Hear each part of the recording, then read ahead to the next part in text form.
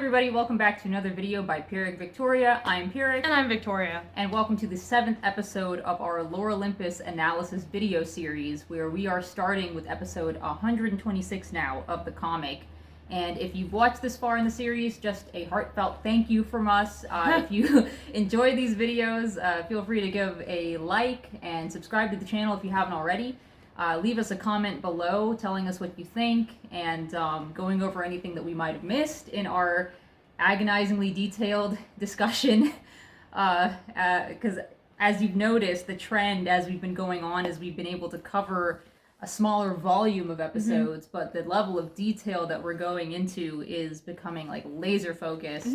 We're talking about things like the panel by panel breakdowns, the strange choices of dialogue, the weird quirks in the art that seem to be growing in number. The behind-the-scenes speculation. Yeah, compared to our own experiences creating webcomics that we tried out. And a lot, like, I think we're also getting into stuff where it's like, why wouldn't you do this instead? And like alternative theories and speculation for directions that the story could have gone based on the elements that were introduced in the story so far. So, at this point in the story, we are getting to the part where Persephone has been missing for a period of time. People are looking for her. And then I think shortly after this, there's going to be like a trial or something, right? Yeah, you haven't read that far yet, but that's like the end goal of season 2. And just really quickly before we get started, so we asked at the end of our 5th video, which we had split into 2 parts, whether you guys liked the current pace of going into excruciating detail or whether you would like us to cover more ground. And we're actually filming this a couple days after having released the 5th video. So you're going to get another video before this where we don't address that. But so far, the response has been really positive in terms of how we've been covering the series. So we're just going to continue to cover it at our own pace. Again, these are not scripted, so we just kind of latch on to things as they happen, as we encounter them. And yeah, if we go on a really long tangent about handkerchiefs again, we're going to keep that in because apparently that's the stuff that you guys like. So yeah. And just to add to that, I mean, the fact that you've started recently adding the titles or like the chapter titles of the video, the timestamps, right? Yes. And so that helps too. Like if you guys are getting bogged down in a discussion from one chapter, you can skip ahead to the next chapter with the timestamps that we have. Or you could go back and listen to it and break it down a little bit more, like watch it in pieces. We're not expecting you guys to watch a feature-length video about 5 chapters of Lore Olympus. Yeah, no, we pretty much cover one episode in like 30-40 minutes right now. Yeah. That's our current pacing, and we've been covering about 5 episodes in a couple hours. Yeah. So, yeah, no promises. You know, at this point, we've learned not to make promises as to how far we're going to get. We basically record, and then when we've hit 3 hours, we're like, okay, that's a video. Tapping out. That's it. Can't do it. So, yeah. So we're just going to start with 126. And as Pyrrhic said, Persephone's gone missing, and we're picking up with Zeus finding out about the Act of Wrath, and then Thanatos and Minthy trying to figure out whether or not Hades knows. And we covered why this was dumb in the previous video, where it's like, why don't they just tell Hades? Yeah. Why does Zeus have to be the one who tells Hades? Yeah. Because Persephone committed the Act of Wrath, and like Hades should be rightfully, I guess somebody should tell Hades because that would be within his purview. Yeah, and he should also kind of be in the know of it.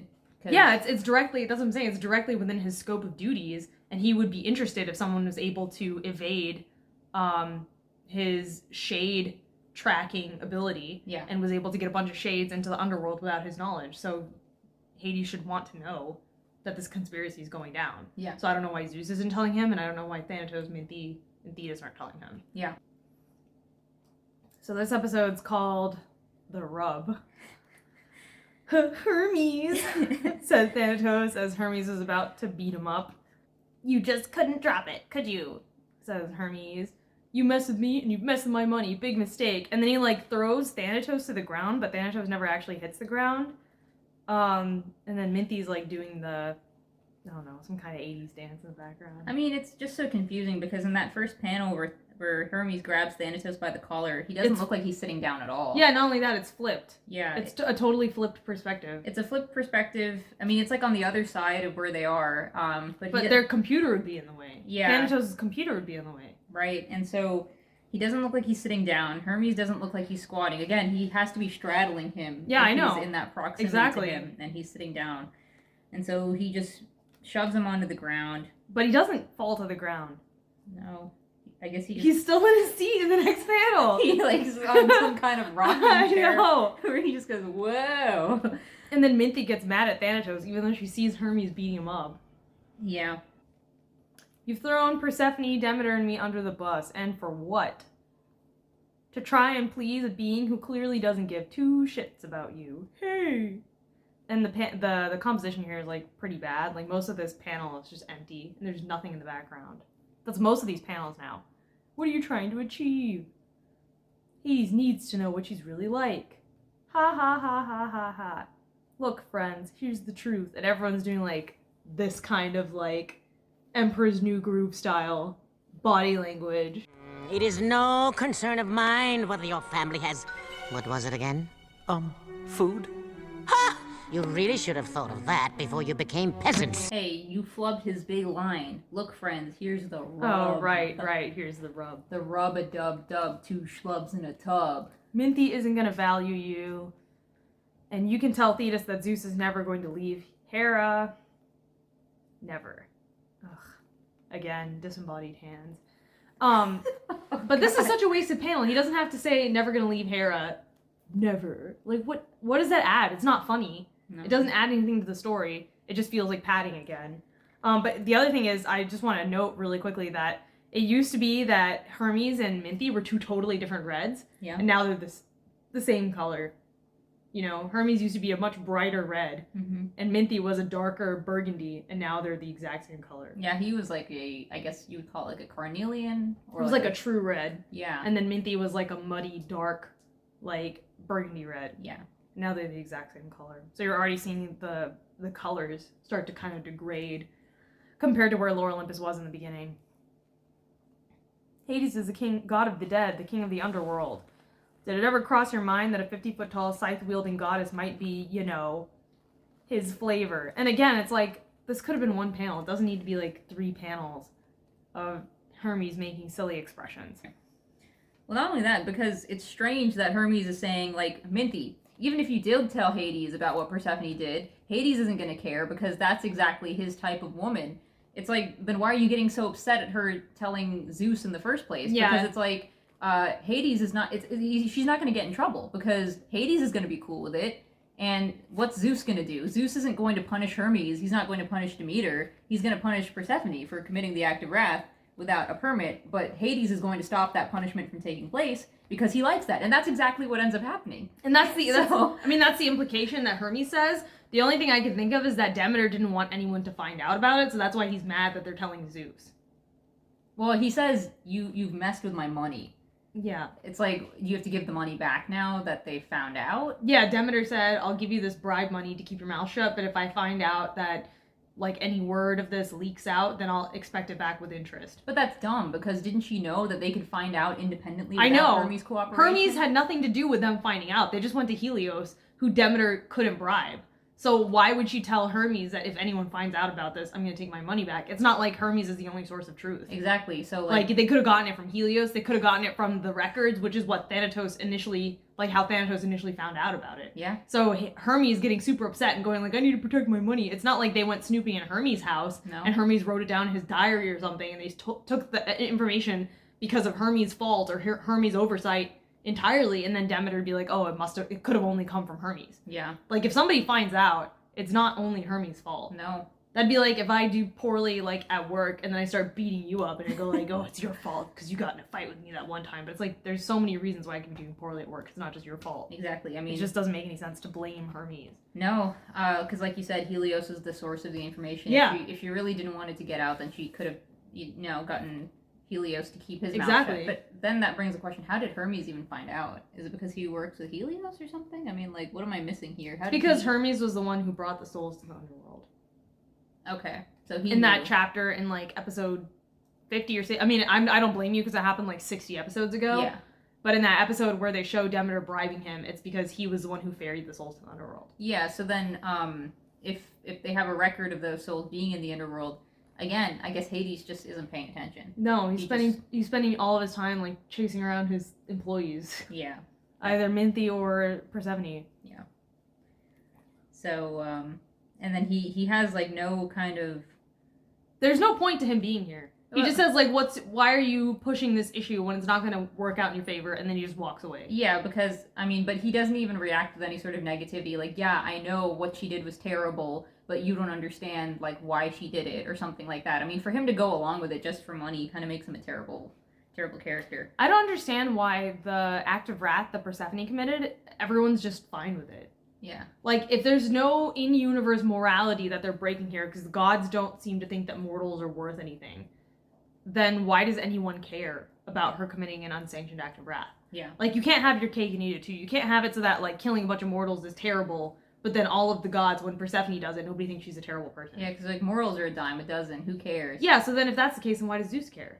Well, I mean, he only cares because it makes him look like he's incompetent. But why is anyone even policing it if no one cares about mortals? Like, there's no in-universe reason, like we've said in the last video, where it's like, oh, it's because if we do it too much, then mortals will lose their faith in us. Well, it's because Persephone felt bad about doing it, so that's why it's a big deal for her. But she doesn't feel bad. Like, the fact that she feels bad about it doesn't even mean anything about the morality of it in universe, because Hades says, like, you're just really powerful for killing a bunch of mortals. Yeah. He doesn't say, like, oh, that was a really scummy thing to do, but you just need to repent. Yeah. Nobody acts like what she did was actually a bad thing, except for Persephone herself, when she was crying or whatever. And then, like, 5 minutes later, she's just, like, giggling on the couch, so even she doesn't think it's a big deal. No. It's like she accidentally killed her pet goldfish more so than, like, actually committed genocide. Or, like, I don't know, I guess she got a new car and she accidentally went, oopsie, and, like... Ran over a squirrel. Yeah. And she's like, oh, I feel really bad. And she, like, tried to hide the fact that she ran over a squirrel, but then, like... I mean, yeah. But running over a squirrel is not something that gets you, like, freaking thrown in jail. It's like hitting somebody with your car. Like, if you hit a cyclist with your car and your rich mom hid it from everybody... And then you were worried, like, oh no, like this would make me look really bad, but like I totally didn't even mean to. Like I was like really stressed and distracted that day. Yeah, but like not even, because an average person would consider somebody who did a hit and run to be a despicable person. Yeah. Nobody in the narrative, not Hermes, not Hades, not Zeus, nobody treats Persephone like she's a monster for killing an entire village of people. No. So if nobody thinks it's morally wrong, because nobody calls Persephone a scumbag for doing it, and there's no in-universe justification for why acts of wrath are verboten for the gods or why they need permission for it, then why does Zeus care? It's just an ego thing at that point. It's just like, well, oh... But even if it's an ego thing, why does he care? Because, I mean, he has to care for the trial arc to happen. I know, like, and that's exactly what that's the point I'm driving at, but I'm saying, like, there's no justification for it. No. There's no justification for anyone caring about it, because nobody even thinks she did a bad thing. No. What was his justification for wanting to punish Eros way back in the day? The same kind of thing, right? Same thing, unsanctioned act of wrath. And then he didn't even do it because Aphrodite just let down her hair. Yeah. And he was like, oh, okay, never mind. Yeah. So he was willing to do that for Eros, but he's not even considering it for Persephone. No, it's not like other gods see her do that and they go, oh, so we can do whatever we want, huh? You know, and then Ares is like, well, this now sets a precedent for me to not listen to what Zeus tells me to do. I'm not going to fight in another war now in the mortal realm. Exactly, because, there's no consequences. Yeah, nothing like that. There's no consequences for the gods. Like, the other gods no longer taking Zeus's orders. There's no consequences from a moral perspective, because nobody really cares that you killed a bunch of mortals. And there's no consequences from a magic perspective, like, oh yeah, if you kill mortals, then they won't believe in us and we'll lose our powers. Yeah. So there's literally no reason. No, it's just very convoluted. So we cut back to Apollo and Zeus, and they're drawn by two totally different people. Oh yeah. I mean, like again. Why would you have two artists working in the same panel? I don't get it. I mean, like if you look from one to the other, like quickly, it just makes you like confused. It looks like Apollo has like funhouse mirror features, and it's just odd. This is the same person who gave Eros a nose and lip combo. Yeah. Yeah. In that last chapter. So then Zeus says, what did you want to talk about? And so Apollo launches into how he feels like he's ready to settle down. This is right after he came from Hera's office, and she rejected his marriage application for him and Persephone because apparently they had a secret relationship, but we all know that they don't. So to prove himself, now he's going to talk to Zeus, but I don't know why he would go to talk to Zeus, because Zeus can't force people to get married. That's not in his wheelhouse of power. I think he's trying to get Zeus to convince Hera. But then Zeus doesn't even try to convince Hera. Yeah, and so when he says, I've got the perfect deity in mind for my marriage candidate, Persephone, Zeus makes a face. Like... Yeah, he goes like, first there's a bunch of filler panels, and then he, like, there's literally 2 filler panels. Yeah. There's one filler panel where he's going like, and then there's one filler panel where he's going like, And then he says, nah. And then Apollo says, nah. And he's got, like, Bart Simpson hair all of a sudden. His hair's totally different in this panel. Yeah, so Zeus says it's not a good match. Besides, you need to talk to Hera about that sort of thing. I don't want to step on her toes. But Zeus never clarifies why he doesn't think it's a good match. No.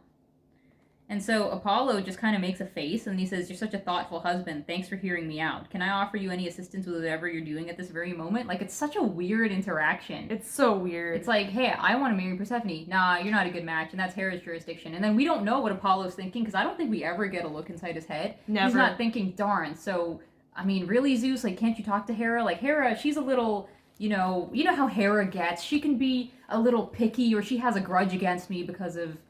It's really weird because it feels like she's glossing over the plot. Like, she's like, I have to have Apollo ask him if he can change Hera's mind. But she doesn't actually want Hera to change her mind, and she doesn't want to give a real reason for why Zeus can't convince Hera. So she just has Zeus say, nah, it's not a good match, and then Apollo just moves on.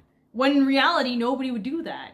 You'd be like, can you explain? Like, Hera said the same thing. Like, maybe I'm missing something here. I'm really in love with her. Can you explain? Like, is there some sixth sense about marriage matches that you have that I don't know? Like, I don't get it. I don't know why Apollo just concedes so easily. Unless he really doesn't want to marry Persephone. But if he doesn't want to marry Persephone, why do you talk to Hera and Zeus about it? Yeah, and not only that, but in earlier chapters, it was implied that Zeus is really, like, not that he favors Apollo, but he's kind of like... He's more likely to take Apollo's side when it comes to things, right? Because Apollo's his son. Yeah, so he would be like, okay, sport, give some fatherly advice. He just says, nah, not a I good know, match. exactly. It's like, it's so weird. It's just like completely shut down. Yeah. And then Apollo has like this weird Truman Show-esque dialogue. Is there anything that you need me to help with right at this moment? And it's like, what's the motivation behind asking that? Because when you ask that, that's not going to make Zeus go, you are a good kid. Maybe you and Persephone would be good together. No, exactly. It's not like this leads into Apollo trying to manipulate Zeus. No. But the way it's delivered makes it really feel like Rachel's trying to hammer in that Apollo's manipulative. Yeah, but I mean, like, what is he even trying to do now? Like, he told Hera, I'll prove to you that I'm worthy, and then you get this interaction, and it's like, you're not proving that you're worthy. No, it's at all. It's strange. So Zeus is looking at his gigantic flip-flop-sized hand in that next panel, and he goes, really? Everyone's been so unhelpful. What's wrong with his arm and pec? I don't know. It's so weird. He's like, why is my hand so big? It looks like Google corporate art. Yeah. So he goes, apparently Persephone has committed this massive act of wrath without a permit. And then we just get teeth suck and asterisks from Apollo. Why didn't you just have, like, hiss? Like people do that all the time. It's just like a hissing noise. Or, like, tisk or something. Yeah. Like, TCH. Ch. Yeah. And worst of all, I had to hear it from Thetis, Thanatos, and Mint. And then you've got creepy Apollo. I know, this creepy eye. Yeah, and he corrects him as Minty. I don't think the constant correction of Minty is funny. No, it's not funny. Especially because earlier in the comic, when Zeus was talking to Hades about Minty, he never botched her name during any of those exchanges. No, because all of his brothers and Hera knew who Minty was because Minty's been his squeeze for like years. Yeah. To the point that when he said he was going to propose to her, they all knew who he was talking about. Yeah. They've met her multiple times at this point. Did Rachel forget that they all know who she is and they've met her multiple times at this point? It's really weird. Like, it reads like they don't know who she is and she's like some random NPC, but they've met her multiple times at this point. Yeah, it's just something she thought would be funny, so she put it in there. But I feel like she forgot that they all know who she is. Yeah, because it's been like 2 years now. But, I mean, in the events of the story... It's been over 2 years. It's been over 2 years, but in the events of the story, the Hades proposing to Minty and being upset when she flaked at the party was only like a week and a half ago. I know. So... But I'm saying, like, it's so weird that it's been over 2 years and she already forgot that Minty was, like, in their inner circle. Like, she went to Hebe's birthday party. Yeah. So Zeus should know exactly who she is. Yeah. It's so weird. Yeah, it is pretty weird. It's so weird! So Zeus says all this stuff is happening and nobody's telling me a darn thing, which directly contradicts the fact that he heard it from Thanatos, Minthi, and Thetis. And then he's saying it's really demoralizing, to be honest, but it's like, if you want to know what's going on, just talk to Hades. Like, what the heck? Yeah, the anatomy in this panel, A giant pumpkin belt. it looks like it was drawn with a brush and then the line art was added after the fact. That's what they, yeah, no. So I think that's how they approach drawing in general. But like, if you want to do a line artless style, like I've done line artless styles before, the only way you can pull it off without everything looking really wonky is if you have a really good sketch and then you just do the body with the brush over the sketch and then add the line art on top. Yeah. You pretty much, like, you could probably, like, your approach to drawing is you just have a sketch and then you clean up the sketch and color it. Yeah. But if you want to do a line artless drawing, you pretty much have to have 3 phases. You can't just go sketch and color. Mm-hmm. You have to do sketch, redraw, and then line art. Yeah. And so it takes Apollo, the detective, to say, well, who told them? And he says, Helios. And Apollo says, here's an idea. We could go talk to him right now, and you can ask him all the questions you want to. And I can go with you to make sure he stays in line. Dude, this makes no sense because Apollo came here ostensibly to get Zeus to change Hera's mind about marrying Persephone. Yes. But if he leads Zeus to Helios to tell him about the act of wrath, that's going to make it so that he can't marry Persephone because she's going to be put in jail or something. Yes. So what the F? Those two things directly contradict each other. Yes. Why would he tell Thanatos, Minthi, and Thetis about Helios knowing the act of wrath if he wants to marry Persephone? Apollo doesn't know what's going on. Like, does he have, like, dissociative identity disorder? Like, are there 2 Apollos? That wasn't me. That was bad Apollo. Yeah, exactly. I'm The good one who Apollo. wants to marry Persephone and the one who wants to ruin her life? Because, like, it doesn't... If you want to marry her and part of the appeal is that she has a blank slate, then why would you make it so that she has the worst reputation ever and ends up in jail for committing an unsanctioned act of wrath? And this is in the same conversation in a span of 1 minute. No. Like I said, if you turn this into a TV show with actors and like, voices, nobody would be able to let this slide. No. They'd be like, wait a minute, Apollo came here to ask Zeus to marry Persephone, and in the next sentence, he's offering to take him to Helios to expose Persephone's act of wrath. No, just reading it out loud here makes you go, wait, what? And it's like, again, there's 2 Apollos. There's good Apollo, and then when people tell him no, there's a panel of him reacting, and that's when bad Apollo takes over. So he's like, Big bad Apollo. he's like, no, bad Apollo's taking over. Get out of here. And they're like, Apollo, are you okay? And he goes, Apollo's not here right now. I'm bad Apollo. You know? So bad Apollo is the one who wanted to date Daphne, even though he wanted to marry Persephone. Right? And bad Apollo is the one who, when she was having a conversation with him at her house, and she had to keep repeating herself, it's because she was talking to good Apollo, and then he became bad Apollo mid-conversation, so she had to repeat herself to bad Apollo. Because he's like, wait, no, I didn't hear that. You told good Apollo, and now tell me, bad Apollo. So that's why she had to say the same thing over and over again. Oh my god. She was telling 2 people, really, is what was going on. So, that's the only thing that makes sense. yeah, that one panel, like, right here, before he says, can I help you with everything, like, this panel, that's when bad Apollo takes over, right? Because he says, let me get there in the screen recording's up. Yeah. This one. Oh, dude, there's even like a little gold twinkle. Yeah, that's when bad Apollo takes over.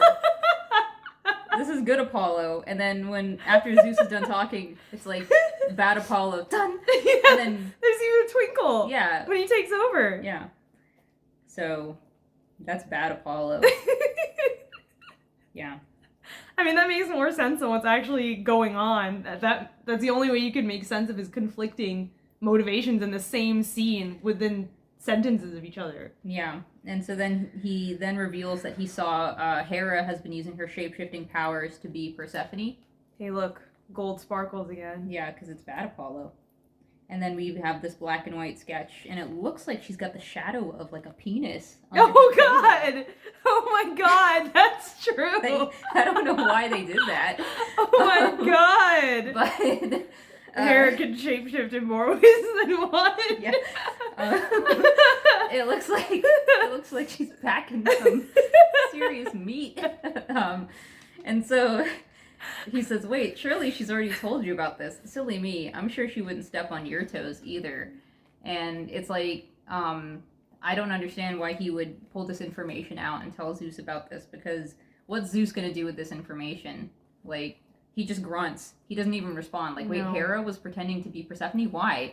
And then Apollo goes, well, actually, she was talking to Demeter for lunch. So I think Demeter came here to talk to Persephone. I think if you're worried about a conspiracy because of this Persephone thing, you should look into Demeter. Yeah. I mean, come on. Yeah. I mean, he just grunts. And so then they both go to talk to Helios.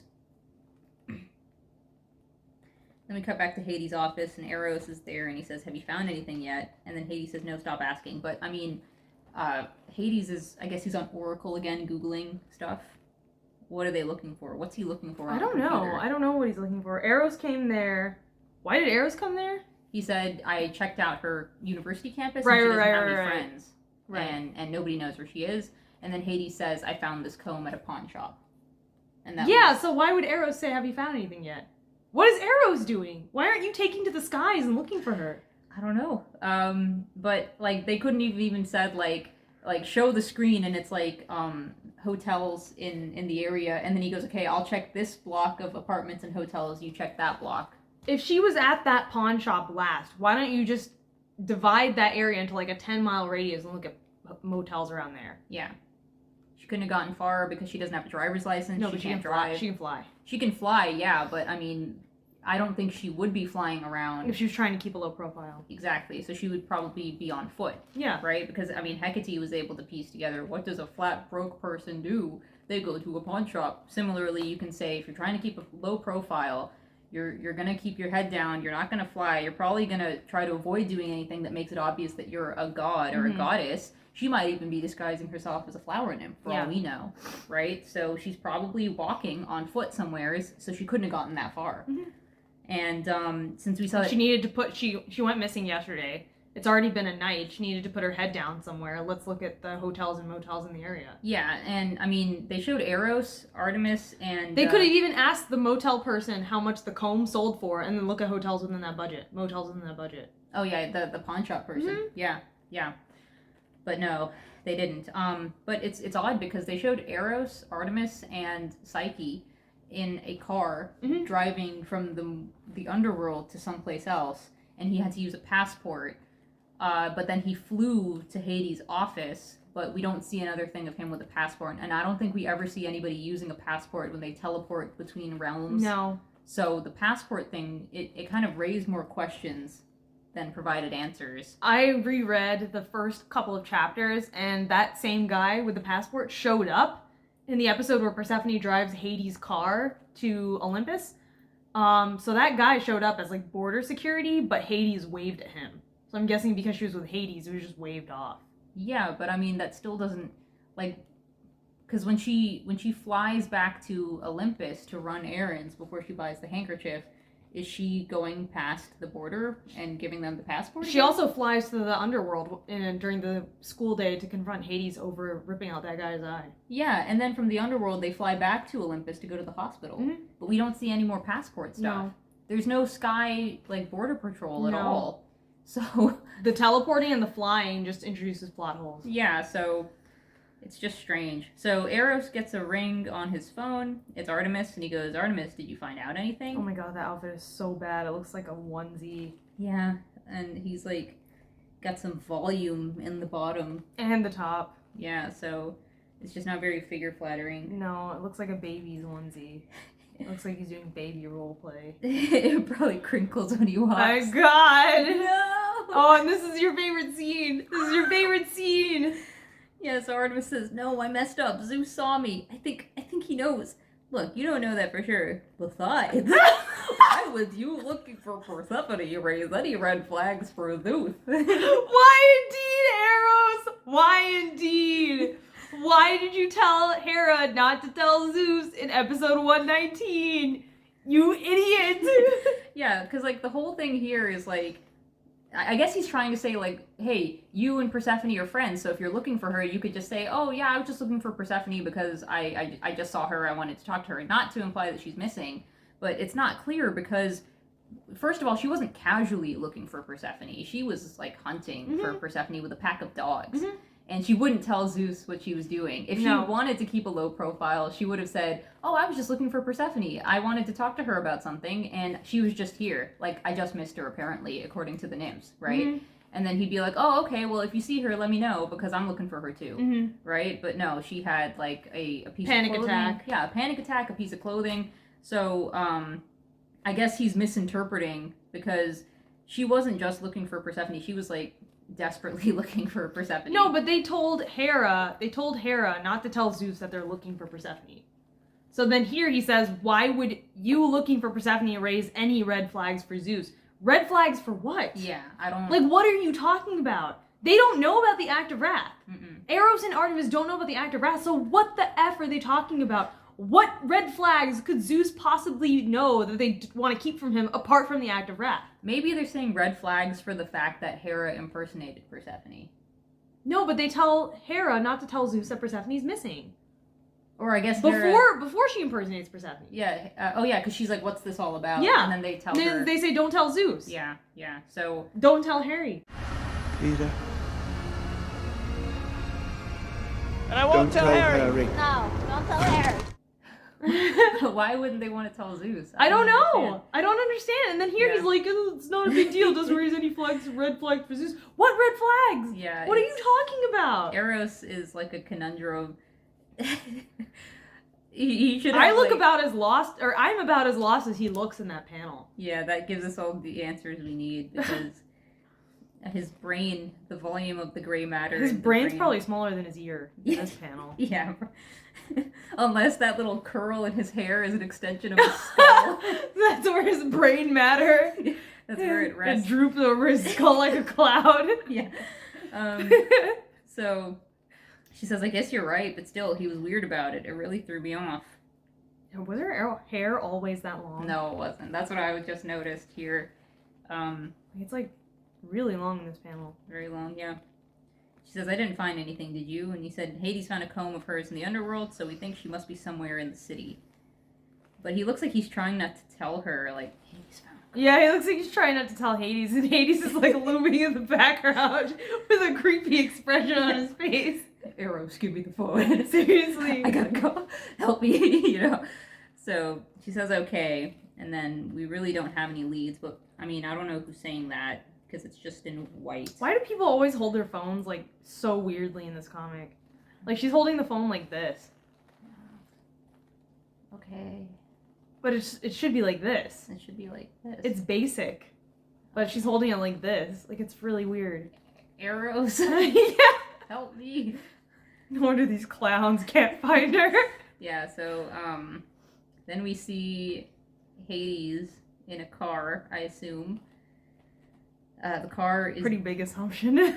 disintegrating. I know! And it's also getting smaller, and he's trapped inside. And then he walks to the office with a large fart cloud behind him. And then... No, it's not the office, it's his house. It's his house. And then he goes to his kitchen where he does have a faucet in his sink. He's got multiple kitchens. And then he's got the comb in his hand. Where do you get that comb from? He looks like a knuckle-dragging ape. So, I'm just gonna say, in the previous panel, he looks like he might be, like, exerting some force. And that's where he got the comb from. He was hiding it someplace. Only he could find it. So he gets an incoming call from Hecate. Why do they always have, like, a single panel showing the phone ringing? I don't know. You don't need to do that. You don't need to do that. You can just have, like, ring, ring, ring over the previous one and then have him looking at his phone. Yeah. So I guess it's just to meet the panel requirement. And so then he's on the phone with Hecate, and she goes, you need to check the news now. And then, good evening and welcome to Oracle. I thought Oracle was the search engine. Yeah, it was. It was Google. But now there's Oracle News. It's the same thing with Pomegranate. She just keeps throwing it in, like, as a reference because she can't think of anything else. No. I mean, the news could have been, like, gosh, I don't know. Because there's the Fates, but then isn't there also... There are characters in Greek mythology like, bards or people who tell stories, right? Like... And the Muses. Yeah. I mean, you could have had something like that. So, Oracle News, sorry to interrupt our regular broadcast. Our glorious leader, Zeus, has issued an arrest warrant for the goddess Persephone. So is Oracle News the news channel for all three realms? I guess because Zeus is the king of all three realms. Okay. He's the king of the gods. Yeah. But you would think that the underworld would have their own news service. Yeah. And so I'm guessing, like, he issues an arrest warrant, but there's no police force. No. So how who's supposed to arrest Persephone? Is it supposed to be like a citizen's arrest? Is it supposed to be like, you know, I'll pay $1 million for the first person who tells me the identity of Batman type thing? Yeah, if Coleman Reese does not die in like an hour, then I'm gonna kill somebody or something. Yeah. Like, that was in The Dark Knight. Oh yeah, I mixed up the metaphor. Yeah. If somebody does not kill Coleman Reese. If Coleman Reese isn't dead in 60 minutes, then I blow up a hospital. Yeah. So Coleman Reese is the guy, and then, you know, Batman jumps ahead. Trying to jump a red light with his Lamborghini, and he ends up saving Coleman Reese's life. Because he said he was gonna blow up a hospital unless Coleman Reese died. So some guy tried to ram his car because his kid's in the hospital, and then Batman saves him. And so, yeah, I don't know if it's supposed to be a citizen's arrest, but there's no sort of a reward being listed. No.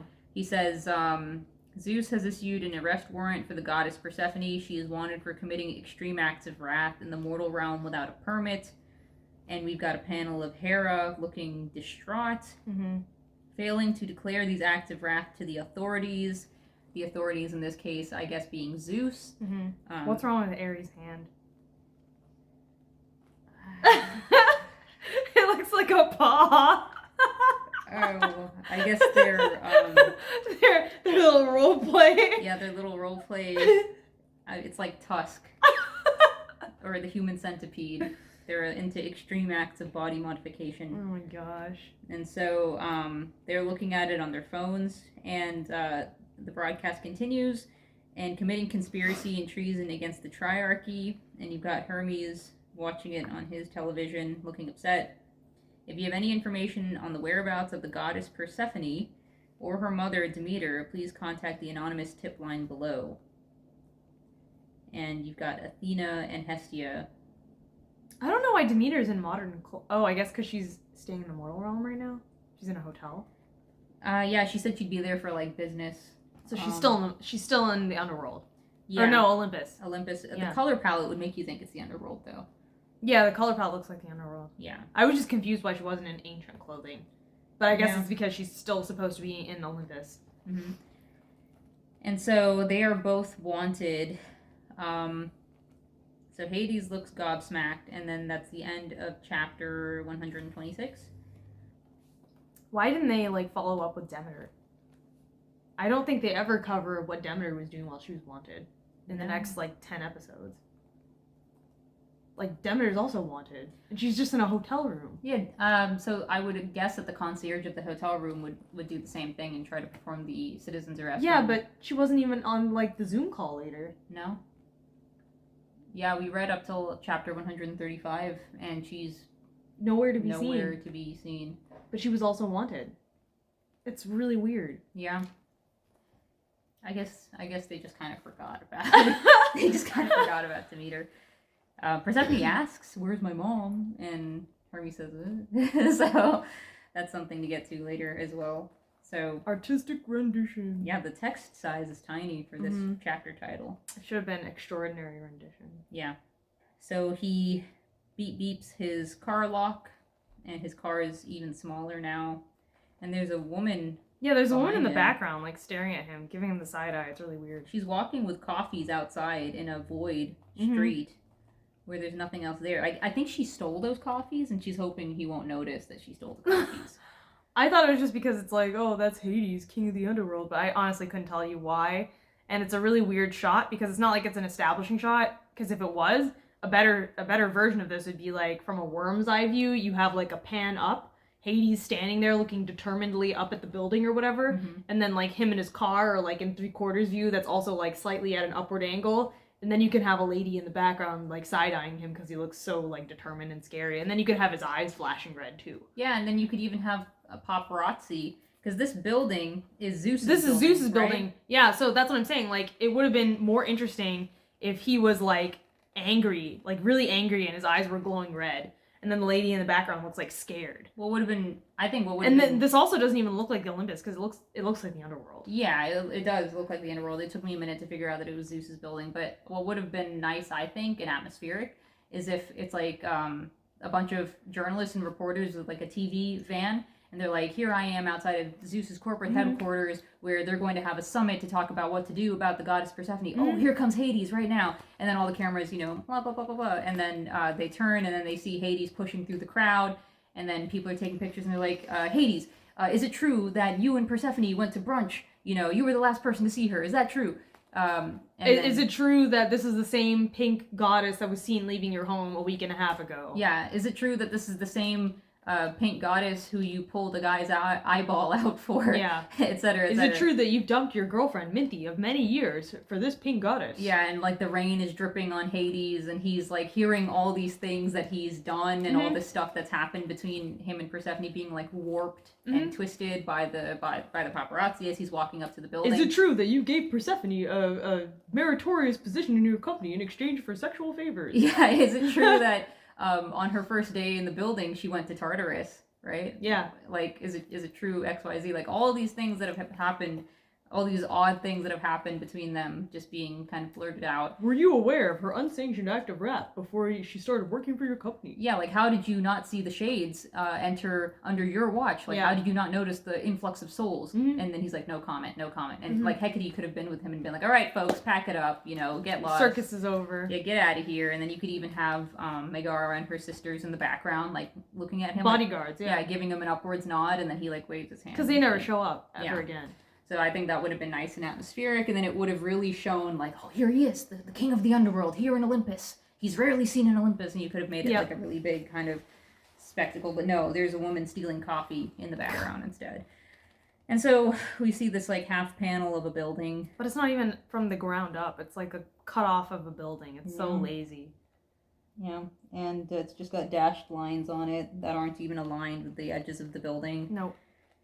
And he says, gods, I hate coming here, but that's strange. Usually they say, like, why on Gaia? If you just say gods and you are a god, I guess that's like saying, man, I hate coming here. He only has 3 fingers in this panel. Yeah, and he's giving a salute instead of, like, massaging his temple or anything like that. He's got, I hate coming here. And his nose is tiny. Yeah, he looks positively simian.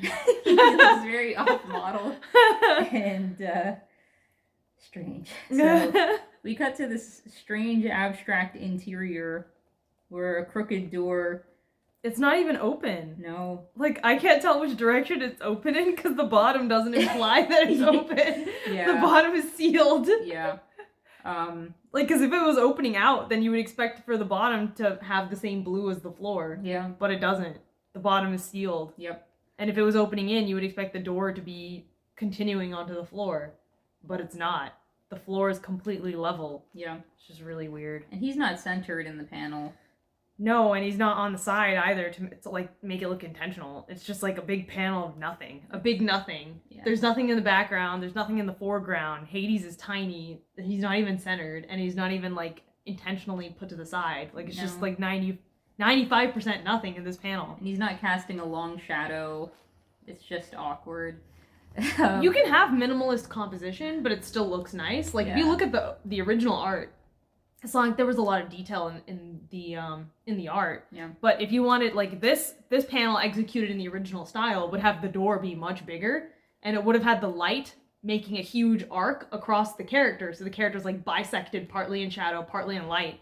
And then you would have a really long black shadow going across the panel too. Yeah. And that's minimalist, but it looks intentional and it looks like it communicates atmosphere. What I would have liked to see was a panel that's almost like a callback to the panel of Persephone in his house where she's glowing off the environment with the trailing hair. Yeah. Except in this case, instead of the trailing hair, it would have been his trailing shadow. And if you kept Olympus a bright color scheme like pink or purple, you have his blue color reflecting off the environment. Yeah, and then you could have had his shadow be darker than everyone else's. Yeah, like that would have... Hades, you always carry a bit of the darkness everywhere you go. Yeah, that would have been pretty cool. But, No. Yeah, no. Oh my god, what is this next panel? He's tucking his chin into his shirt. Why does it look like a dog giving you puppy dog eyes? I don't understand. And then you reveal what he's looking at, and it becomes even more confusing. He's just looking at Poseidon, but what's Poseidon looking at? A vending machine? Is it a vending machine? I think so. I think it's supposed to be a vending machine. That's the only thing that makes sense.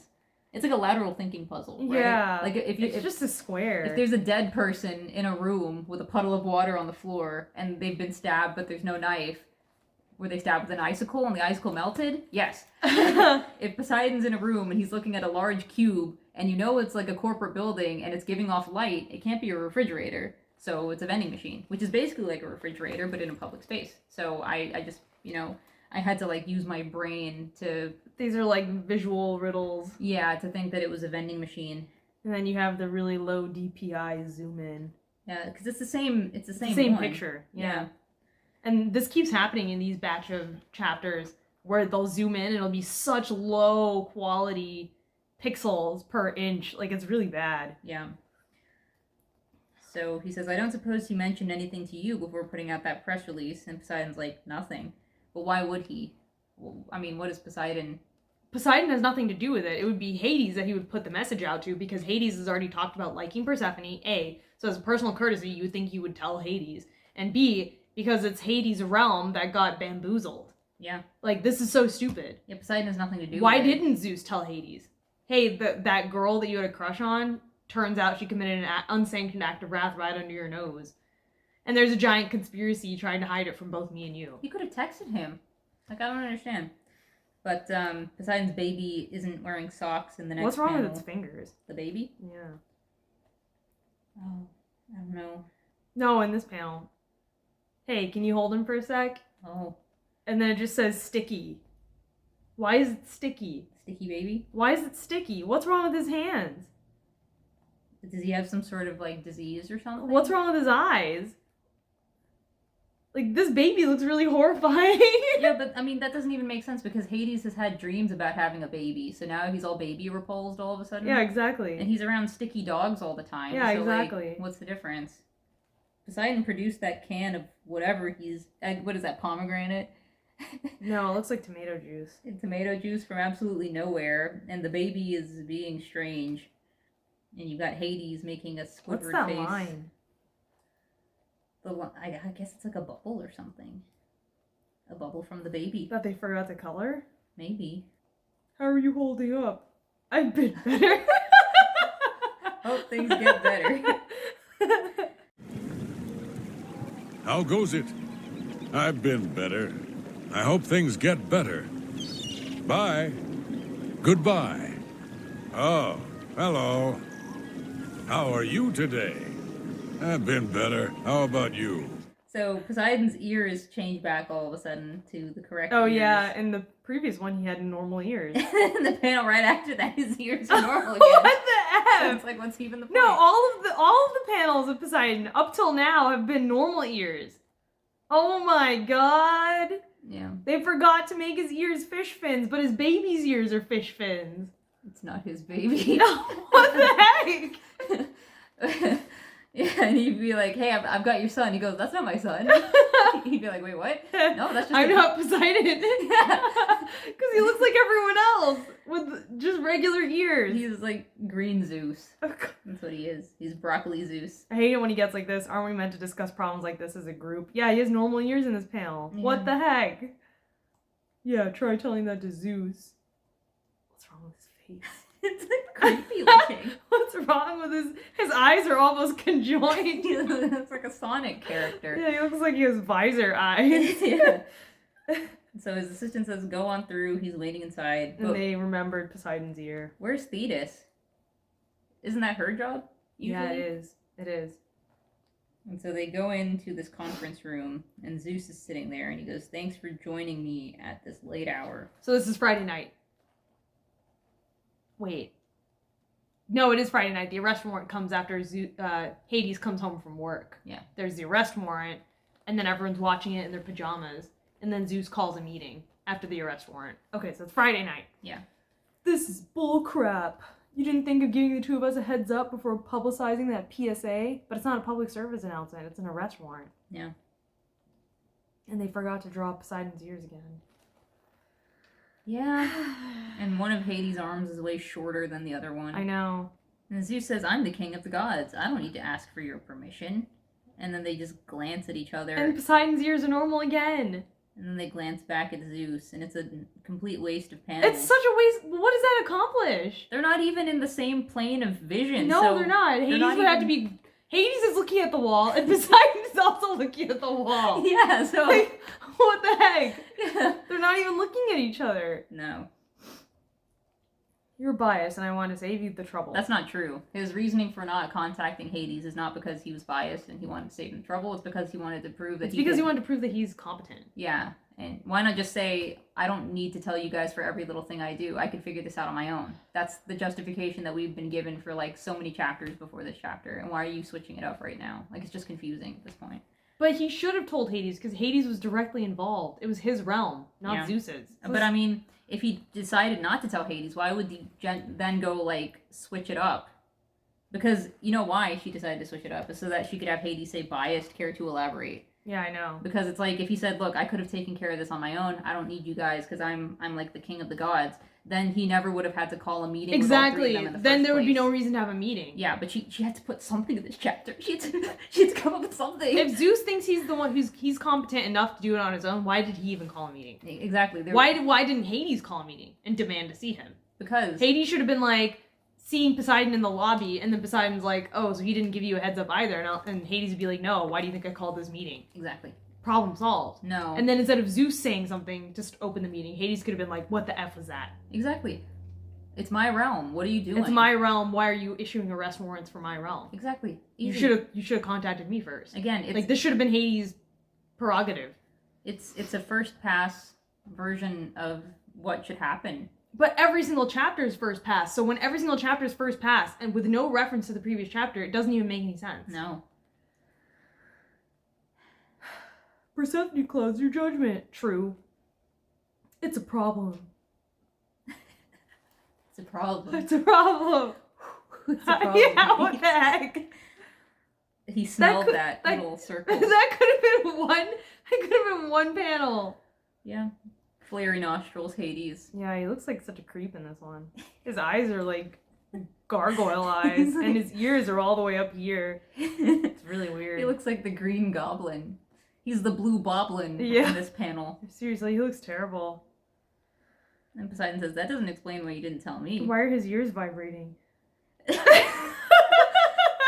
Poseidon says that, and then everybody just ignores him. No, but his ears are vibrating like tuning forks.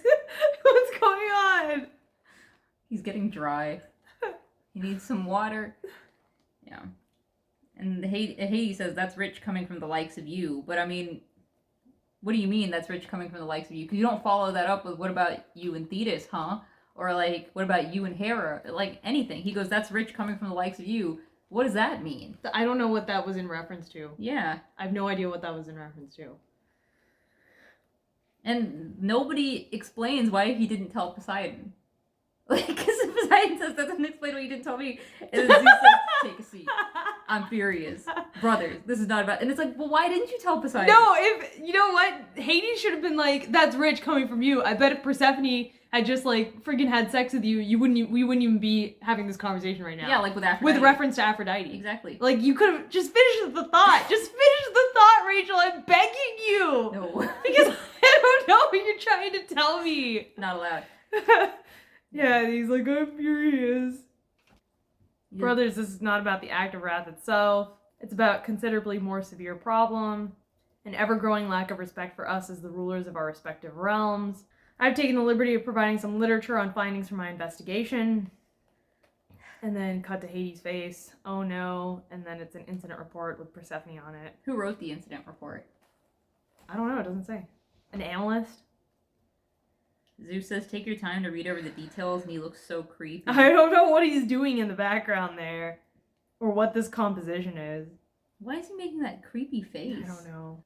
So then Hades, reading aloud, says, "Late last year, the goddess Persephone laid waste to a local village in the modal realm. The modal realm. So that explains why Demeter isn't at this meeting. Yeah, it's the modal realm. Yeah, completely different realm. They don't even tell you the name of the village. No. And they said she did this by growing 50 feet tall. And he says, Zeus, where did you get your facts? Why is that so unbelievable that she grew 50 feet tall? They're gods. Helios is like 100 feet tall. And then Zeus says he got his facts from Helios. And he says, Helios hates us. Did you consider that he's messing with you? Why would Helios lie? If he hates them, then he would never have told them that this happened under your jurisdiction. And you didn't even notice. If it's a threat to their power, right? The fact that gods can go around and commit acts of wrath unchecked, according to Zeus, is a problem. If Helios hated Zeus, he never even would have told him about it. No, this is total whataboutism because it has nothing to do with evaluating the facts on their face or their merits. Instead of accepting and then going like, well, maybe there was a reason for it or we need to do more investigation, he just completely flat out denies it because not his precious cinnamon roll bean Persephone. There's no way she could have grown 50 feet tall. She's like 4 feet tall and, you know, she has no powers. She's powerless. That's the reason I like her. Oh, God. You know? Like, he has no reason to defend Persephone. He doesn't know her. No. And she disappeared. Suspiciously good timing. And she knew a bunch of stuff, like the fact that they'd met before, that she neglected to mention to Hades. So why are you defending her? And he watched that tape over and over again asking about mortals coming back from the underworld to the mortal realm. And he's still not putting two and two together. He's still saying, where'd you get your facts, bro? Because Hades goes on to say, if Persephone has done what you've been accused of... Okay, no, if Persephone has done what you're been accused of, that doesn't make any sense. No. Surely, what she's been accused of. Yeah. What you've accused her of. What you're accusing her of. Yeah. Or what she's been accused of. Oh my God. Surely I would have noticed the fluctuation in souls entering the underworld. Well, not only that, this is pure fact grade, you know, weapons grade yellow cake right here. We've got the smoking gun. What's that general's name? Petraeus? No. The guy who like got roasted, who gave the speech in front of the UN. We're looking for yellow cake. Oh, gosh. The Republican, Uncle Tom. Oh, Colin Powell? Yeah, Colin Powell. Call Colin Powell. We found the yellow cake. What I can share with you, when combined with what all of us have learned over the years, is deeply troubling. What you will see is an accumulation of facts and disturbing patterns of behavior. No, but anyway, this is like pure weapons grade evidence that she's writing it while she's drawing it because she couldn't decide whether she wanted to put what you're accusing her of or if she wanted to put what she's been accused of in that sentence, and she never went back and edited it or fixed it. You know, like mid-sentence she's like, oh, actually I'm going to change it to this. This would be better wording. And because if you were transcribing from a script, you probably would notice the typo and fix it right then and there. It's only if you were writing it in the moment that you're like trying to come up with different phrasing and then having both in the same sentence. And then also if you don't even bother to proofread. So we've established two things. One, that she doesn't script. She writes it as she's drawing it, and she's like making decisions on wording and phraseology as she's drawing it. And two, she doesn't even bother proofreading. Or whoever proofreads it, like, they suck. Fire them. This doesn't seem like it's proofread. No. There's like a typo in every chapter. Yeah. And it's like really obvious typos. It's not just misspelling. It's like this, if you're reading it, it doesn't make any sense. And this panel of the fluctuation of souls into the underworld, though, like, what's with the focus on that random woman there? I thought it was Persephone. It looks like Persephone. I don't think it would be. That doesn't make any sense. No, it doesn't make any sense. But what's with the focus on her? It looks like Persephone. But the other thing is, if Persephone has done what you've been accused of, surely I would have noticed, if Persephone had done what she'd been accused of, surely I would have noticed the fluctuation in souls entering the underworld. Yeah, you would have. Yeah. Why haven't you? That question's never answered. No, because that's exactly how Thanatos figured it out, isn't it?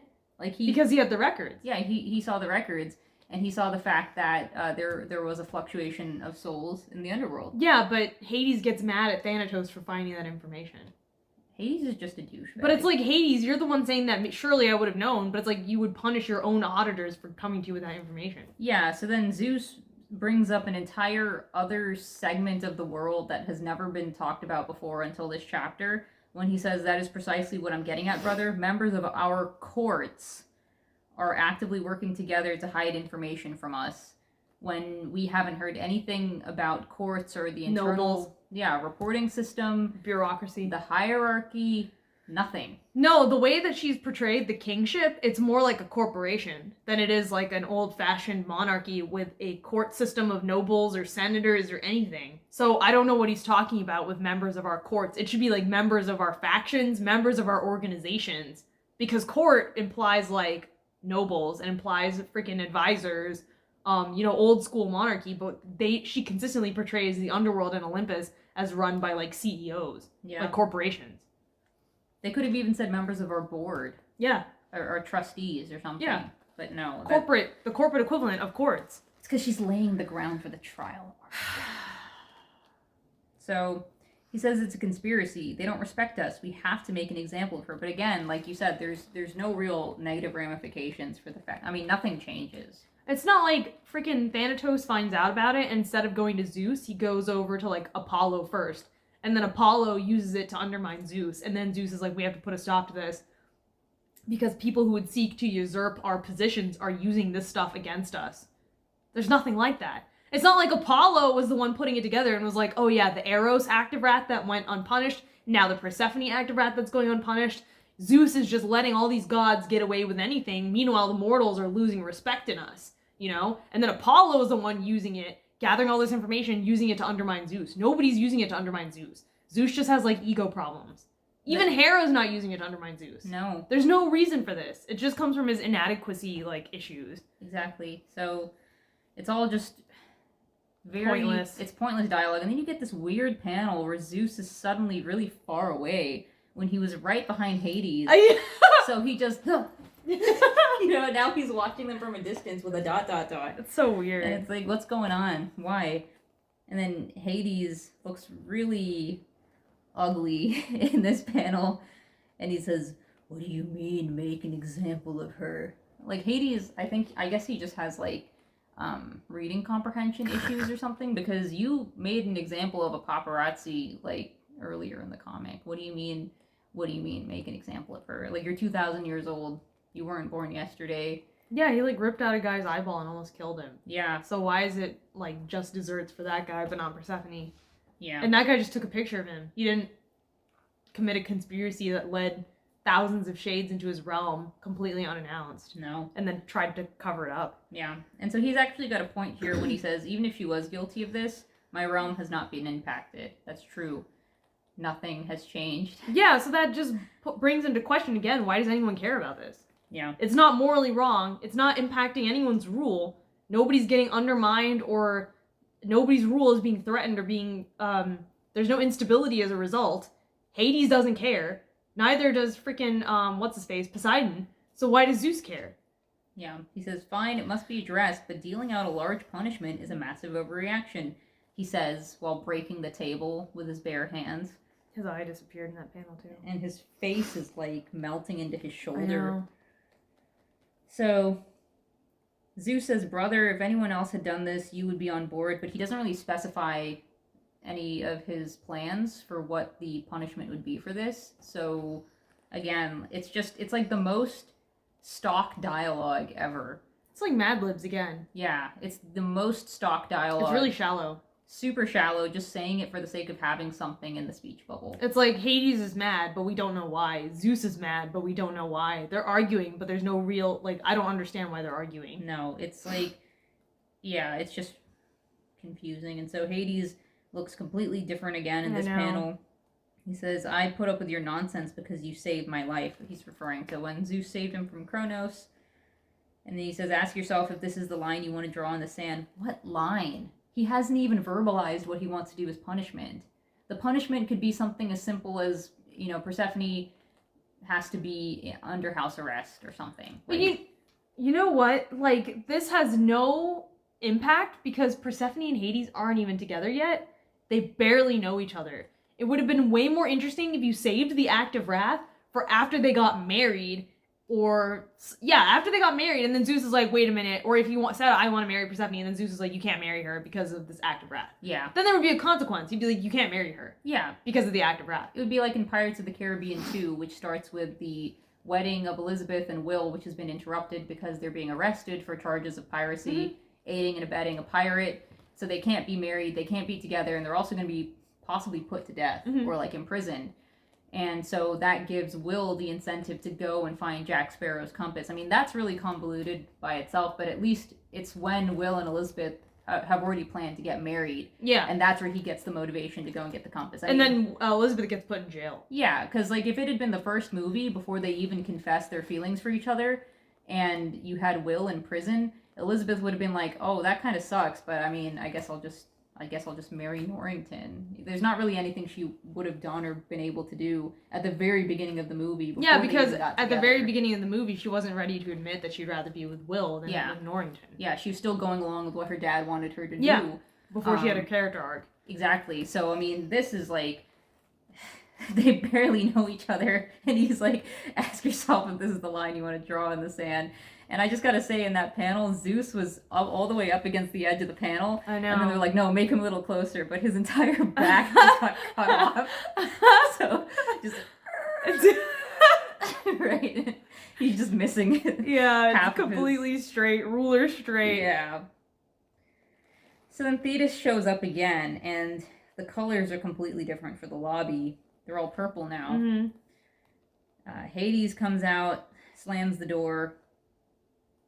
Doesn't look like he's coming out of the door. It looks like he just... it looks like he's doing a model walk. Teleported.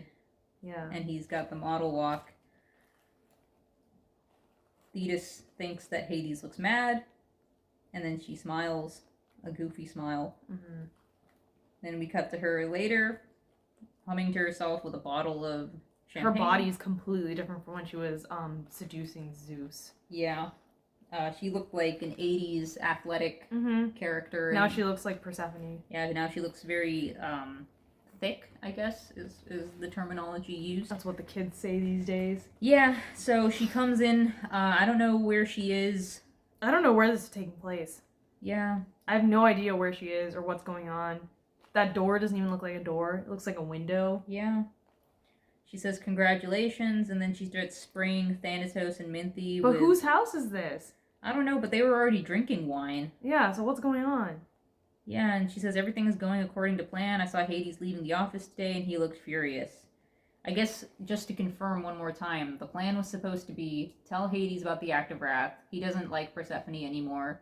He's angry that she added a bunch of shades to his realm under his nose, and he's going to get back with Minthy, right? Yeah. That's the plan. That's not really a plan. That's like, just, okay, we're going to tell No, them it's like tell Zeus something that actually happened that's true, and then wait for Hades to break up with Persephone. Yeah. Because she committed a crime. Yeah. Which he would do. Yeah. If he had any sense. Exactly. Okay, so that's the plan. And so then Minthy says, really? And they're going to do a whole trial and everything. How does she know? I guess because Zeus told her on the way out, but it was never shown. Yeah, a trial.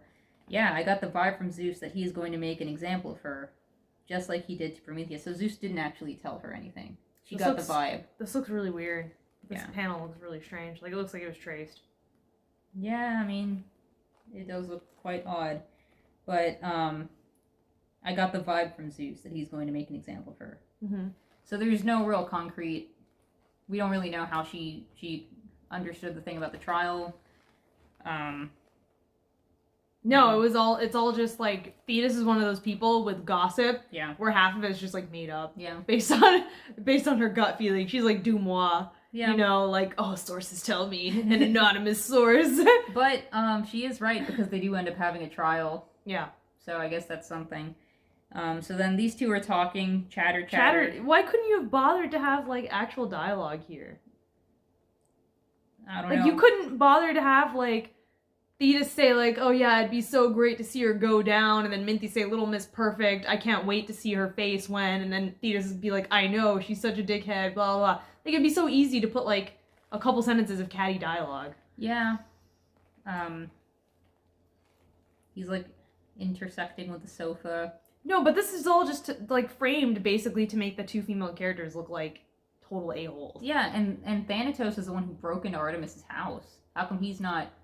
Do you know how scary it is to have a guy break into your house when you go not through your home? things? Yeah, like, do you know how horrible that is? No, but like this is all to make Thetis and Minty look like super shallow hags, because even their dialogue is just reduced to chatter, chatter, chatter. Like it's not important what they're actually saying. No, because they're just like gossiping femoids, you know? Yeah, it's like an incel kind of logic. Yeah. This is a chat room of incels, virgins spread across 3 continents. These are my friends. This guy's name, we call him Prince. Bald already. This is a guy named Dank. He's a compulsive liar. The femoids, who cares what they have to say? It's Thanatos' thoughts here that speak louder. Yeah, these Stacys. Yeah, these busted, morally gray Stacys. Yeah, so he's imagining what happened to Prometheus. Why did Prometheus get punished? Because he gave fire to the humans. That's like the old Greek myth. Okay, so he got punished, like, and the implication, well, not the implication, they actually state very clearly that Zeus is responsible for the punishment. Yeah. Because he gave fire to the mortals, he got eaten alive by birds of prey. The actual myth said his liver got pecked out by an eagle, and then he was cursed so that his liver regenerated every day, and he would have to get his liver pecked out by an eagle every single day for like eternity. Okay, so they're implying that something similar is going to happen to Persephone. That's what this entire scene is, that he's going to do something to her like he did to Prometheus, because he gave fire to the mortals and that made Zeus really angry. So he did that to him. Eros killed a bunch of mortals. Yep. And he didn't get punished. No. Persephone killed a bunch of mortals. Yep. She's going to get the Prometheus treatment. It's stupid. It's just to make Thanatos feel guilty. And then he goes, Prometheus, I didn't think things would go that far. What did you think would happen? I mean, what was your entire... What was your plan here, Thanatos? Yeah, what did you think would happen? Don't they have a precedent for unsanctioned acts of wrath? Shouldn't they know exactly what the punishment would be before they turned her in? Like, I swear to God, it's so weird. It's like, nothing happened before this comic until this comic. Like, there's no history. No. There's no history, there's no pre-established laws, there's no precedents, there's no, like, even characters only appear in the chapter where they show up. Yeah. Like, nobody really mentioned Ares, and Ares had no behind-the-scenes presence until the chapter where he shows up. No. And when he's not on screen, there's nothing going on with Ares. Like, characters literally only exist when they're physically in the comic. So events don't happen until they appear in the comic. And even after they appear in the comic, they just, like, people forget that it happened, even if it only happened a few days ago in the timeline. Like the friggin' Apollo assault. So... Fizz. Fart cloud. He appears in a cloud of gas. And he says, sigh, what a mess. What's up with his hand? Oh. What a mess indeed. I know. Slamming that door broke his hand into a bag of salamis. It looks like this. Oh, mangled. It's mangled. It looks like this. And then there's like a glow on his face, and he looks out the window, and he says, what? That's Persephone's tree in Tower 4. They never took the tree down, I guess. No, it's a new tree, remember? Okay, so this tree is growing. Oh no, yeah, you're right. It's the tree that she made with the shades. Yeah. That's growing even bigger. Yeah. Then they never took it down. Yeah. So that's Tower 4, I guess, and the tree is just going berserk, and it's growing everywhere. And they only could bother to do line art for one trunk. Yeah. That line art looks really cool, but they were just like, no, F that. Yeah, it looks nice. I mean, this panel, it's quite nice, the idea behind it. It's just that it looks like they ran out of time to render it. It looks unfinished. Yeah, because the rest of the parts of the tree looks like intestines. I know. I mean, it could have been a really good panel if they put extra time rendering it, but yeah. Only that one trunk looks really nice. Yeah. It's a nice concept, and so he says, it's out of control. He didn't need that. I think it would have been better without... It's out of control! It's like Hot Wheels World Race. Hot Wheels World Race dialogue. Yeah. I'm gonna make it. I'm gonna make it! Huh? Not gonna make it! So now we're on episode 128. We have a content warning. I don't know why we have a content warning for this chapter. I think it's because Persephone, when she's like in hibernation mode, she's like close to death or something, and that could be considered like disturbing or something. But there was no content warning before he took out that guy's eyeball. No. So, I don't know. I guess it's because it's a character who's supposed to be like well liked or something that it might be disturbing. It's like the 5-year-olds reading this comic or something. I would hope no 5-year-olds are reading this comic. Yeah, it's episode 128, Overgrown. And then we get Hades clinging to the side of a building. That panel could have been really nice if the buildings in the background were spruced up a little bit, and the moon and all that other stuff. Yeah, it could have been really nice if there was like the effort put into like early season 1. Like if Hades had a big panel of glow coming off him or something, and his eyes were like glittering red and glowing. Mm-hmm. You could have had him like small in the foreground and like kind of like leaving a trail of blue dust behind him, and with the red glare. Yeah, the red glare. The moon could have been huge in the background, and you see the tree bright pink up against the moon. You could have had the moon silhouetted behind the cityscape. Yeah, that would have been cool. Because in the very next panel, it's confusing because it looks like that's the moon behind the tree, but no, it's not. It's just a glow around the tree. It's just a perfectly spherical glow around the tree. It looks very, very different from it did at the end of the last chapter. So it's a different color too. Yeah, it's just a little bit confusing. And I don't know then why he's clinging to that side of the building instead of just flying towards it. Yeah, I don't know either. So all of a sudden he's like smack dab right in front of it. And he's leaving a mucus trail instead of a glow trail. Yeah, that looks like a film. Yeah, like and he gets really close to the tree. Yeah. He's holding it. And he's then like molesting the tree. He puts his ear against it and then it starts growing.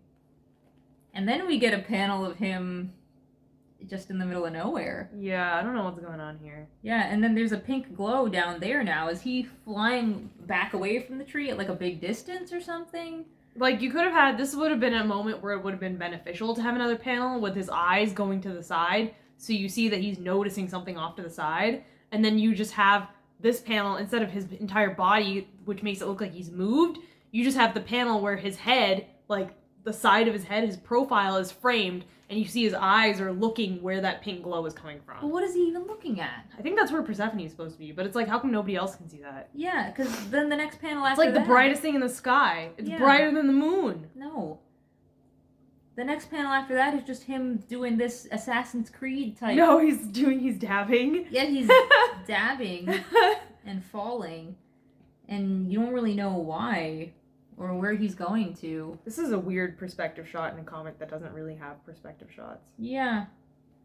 I mean, it's well done, I guess. It's technically well done. There's nothing wrong with the perspective. It's just like, it's out of place with her style. Yeah. It doesn't look right whenever she puts perspective in her comic. It looks like she watched Ghost in the Shell and she's like, oh, that scene where the Major jumps off the building in her suit, that's super cool. I'm gonna put that into the comic. He's also doing the boob and butt pose. Yeah. His butt's facing the camera, but so are his boobs. I think I read that it's only capable for guys to do that. Yeah, I know. I just wanted to point out that he's doing it.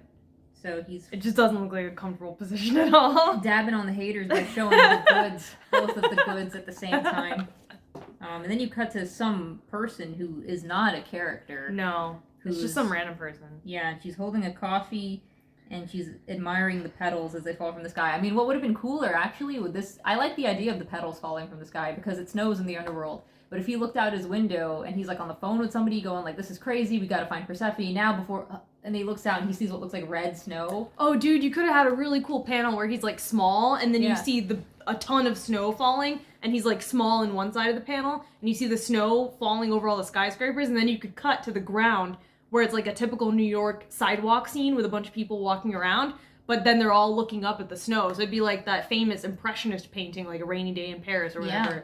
And then the people are looking up and they're all like, what the F? And like the petals are falling. Yeah, instead of the pink glow coming to his face and him seeing the tree in Tower 4, it could have been the pink glow of the petals in the sky. Mm-hmm. And then you have a panel of him small his window, and then on the outside a flurry of pink glowing into the blue of his office, right? And the underworld, you see it blue all the time. Now it's like pink everywhere, right? And he would have been like, what is that? And then he sees the giant tree. Yeah, and that could have been very, very beautiful, because I like the idea of the petals. I really do. And so we see this It's just woman, not executed as well as it could have been. No, like it's not for the maximum impact, right? It's a good idea. It's not, and you would have seen the maximum impact in early season 1. Yeah. She actually did stuff like that in early season 1. She just doesn't do it anymore. Yeah, now. the trailing pink hair when Persephone's just getting up out of the bed in his house. The whole sequence in Tower 4 with the shades. Yeah. Like that scene where the trees are everywhere and then he's like hugging her and there's like beautiful blue tree and pink everywhere. That would have been closer to what she could have done in this scene as well. It would have been a perfect excuse to put that in the comic again. Yeah, so that beautiful visual of the petals coming down is swiftly interrupted by a giant pink tentacle whipping past this woman. Blurred. And she's making a goofy SpongeBob. She looks like Doodle Bob. And then Hades dabbing. Again? Yeah. And this panel's full of nothing, by the way. It's like 50% dead air, dead space. The vine is going into his butt. No wonder he's like in a hurry. Yeah, he's like trying to get away. Yeah, either he's having like pink diarrhea or the tentacle is going into his butt and he's trying to get away. And he continues to dab.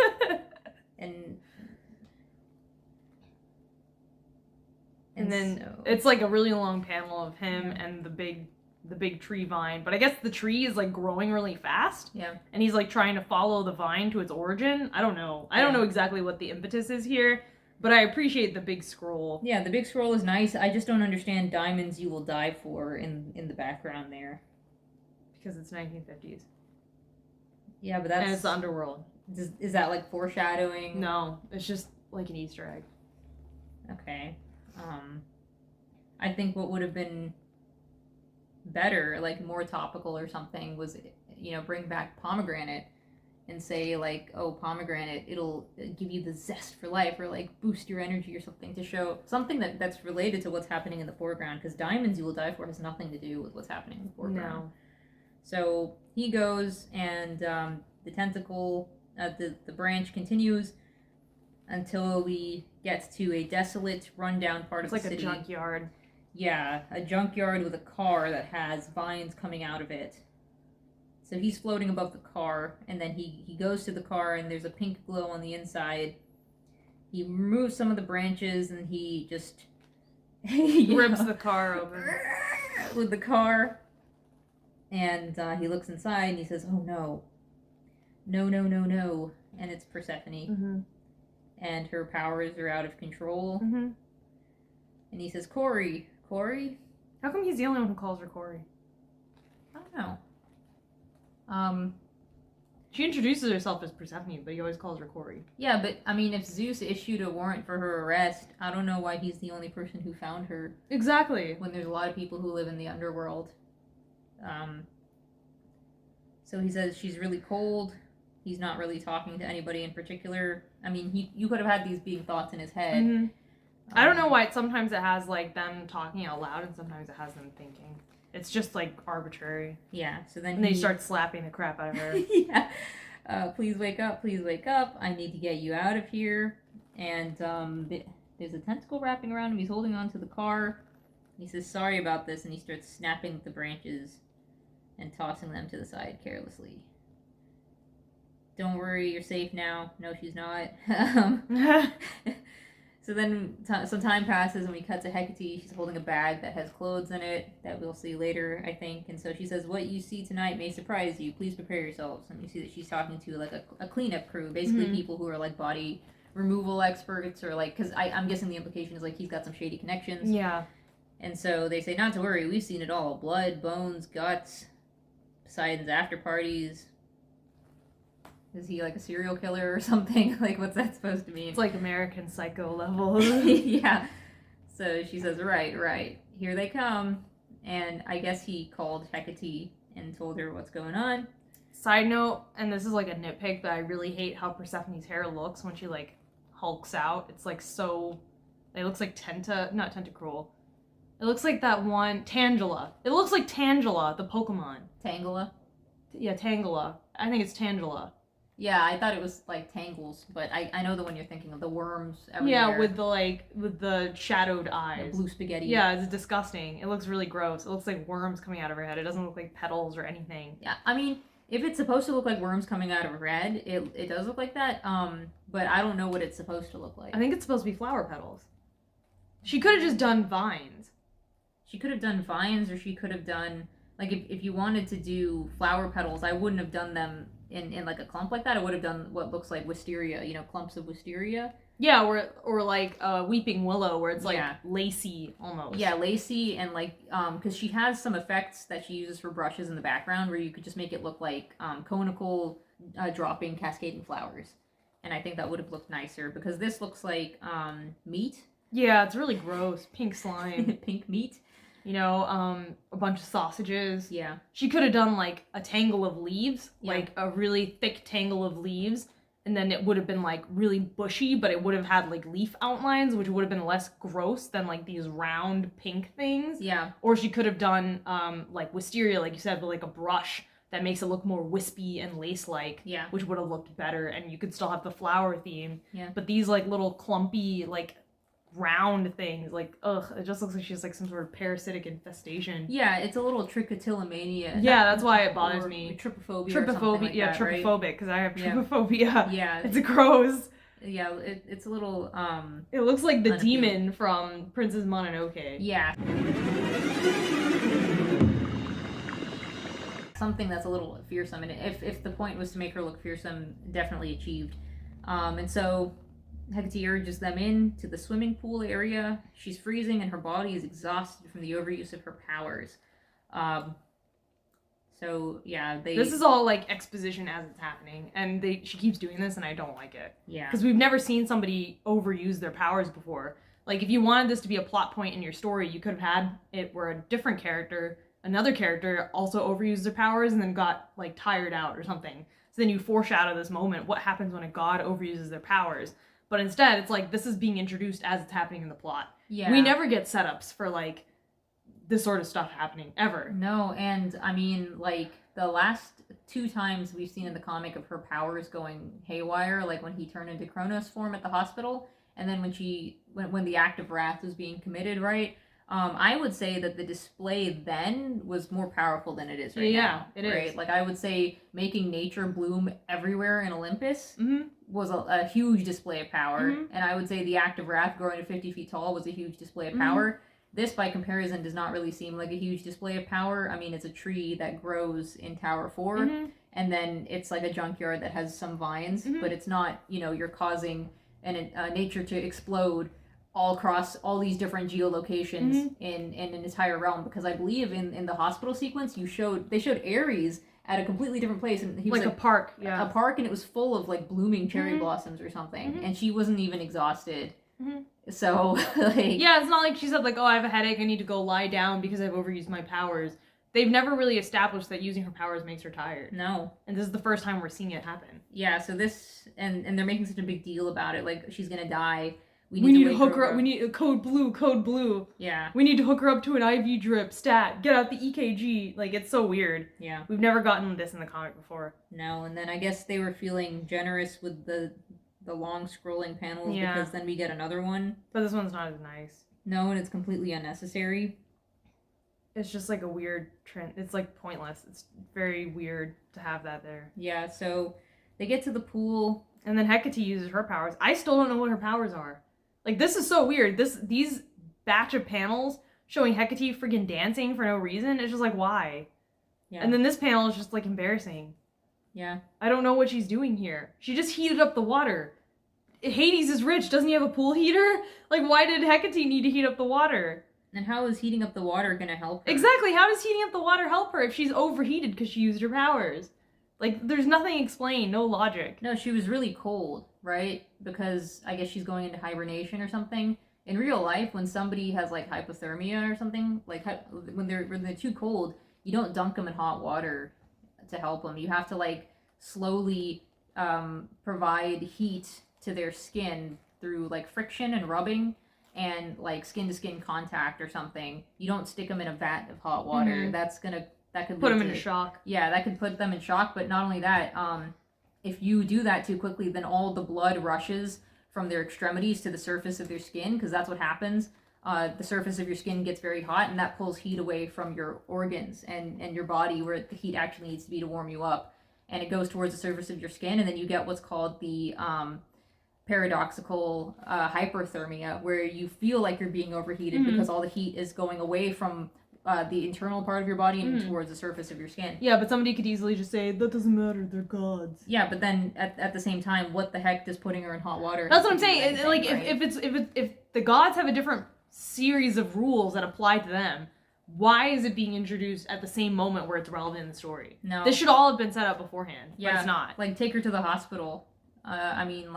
Why take her to a pool? What would have been interesting is if they said, you know who can heal? Apollo can heal. Let's get him here right now. And then he heals her, and then she wakes up and she sees him, and she like starts freaking out even more. I know. That would have been interesting. She spears him through the heart with a branch, and then she passes out. Yeah. And then Hades and Hecate are like, and then the cleaning crew is like, okay, so you're gonna be paying us double, right?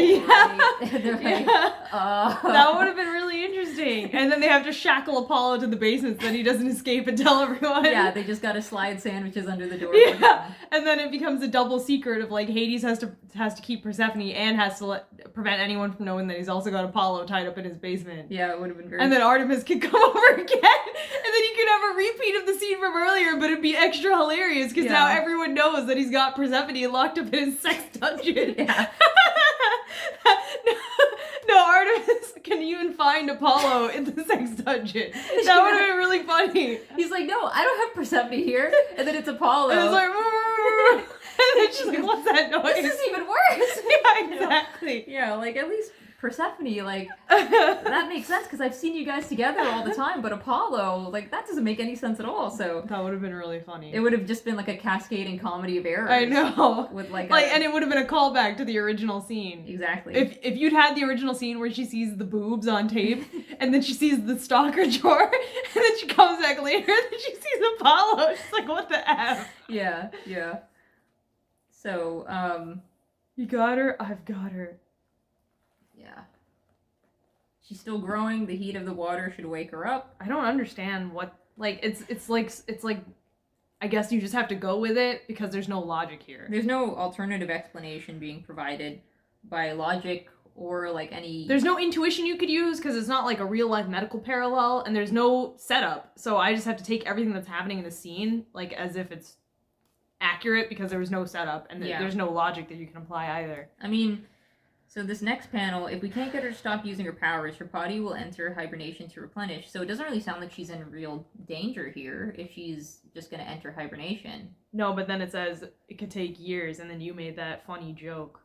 Hades is like, no, she can't be any older than 19. I won't allow it. Leonardo DiCaprio over here. Exactly. So, yeah, he makes a face and he says no, and then he says, please, listen, I really need you to wake up, Corey, because we have to visit Sicily together. Oh my god. While you're still young. Yeah, exactly. I want to know where all your favorite places are, and I need you to show me around, because I don't remember where anything is. This is all the same panel copy-pasted. Yeah, but he just sounds like a whiny, useless baby. Not only that, but he framed Persephone waking up in terms of himself again. I need you to show me where all the places are because I don't know where anything is. Like, it's all about him, isn't it? Yeah, be my tour guide. Very narcissistic. It's like, shameful for a man to remember so little about his home. Dude, Persephone's like on her deathbed and you're complaining about how you don't remember your home. Yeah. Like, shut up. So self-centered, so narcissistic. It's the same panel. It's the same panel like 4 times. But there's like subtle differences. Like in this one, there's some additional lighting. In this one, his mouth is different. And then in this one, all of a sudden, they remembered he has another eye. And then they drew it there. Oh, yeah, you're right. But That's weird. Perspective hasn't changed at all. No, and in one of them, there's like liquid everywhere. In the first couple, there's liquid everywhere. And then his face is just suddenly dry. It's because he's sweaty. He's sweating onto her. Weird. So then he says, please. And he holds her. But again, I mean, she's just going to enter hibernation for a couple of years. He's 2000. He's going to be like, okay, I'll give her as much time as she needs. No. But then he You hit the nail on the head. You hit the nail on the head. Selfishly begs for her to wake up so that he can get a Sicily. Like, oh gosh. So, No one cut to the random NPC no one cares about. Who cares about their reaction? the random NPC is like, should I be here for this? Yeah, like, I mean, the implication is Hecate's looking at that NPC. And I know. Like, what are you looking at me for? So, Persephone's baby hands. Is that supposed to be the water? yeah, like, swish. No, it's so poorly done. Yeah. Like, they should have drawn the level at the very least. And so then she hugs him. and he says, "There you are," and she splutters. Corey, can you hear me? You need to breathe. Oh, no, really. Yeah, she has to be told to breathe. But it's really funny that these blue markings all over her, or this blue shading all over her, is to show that she's like in real trouble and like is about to enter stasis because of her powers. But it kind of loses impact because Daphne looks exactly like Persephone with blue shading all over her. Yeah. So if the blue shading was supposed to indicate that something's seriously wrong, you just have a character who looks exactly like that. So you just undercut that. Yeah, I mean, what's that?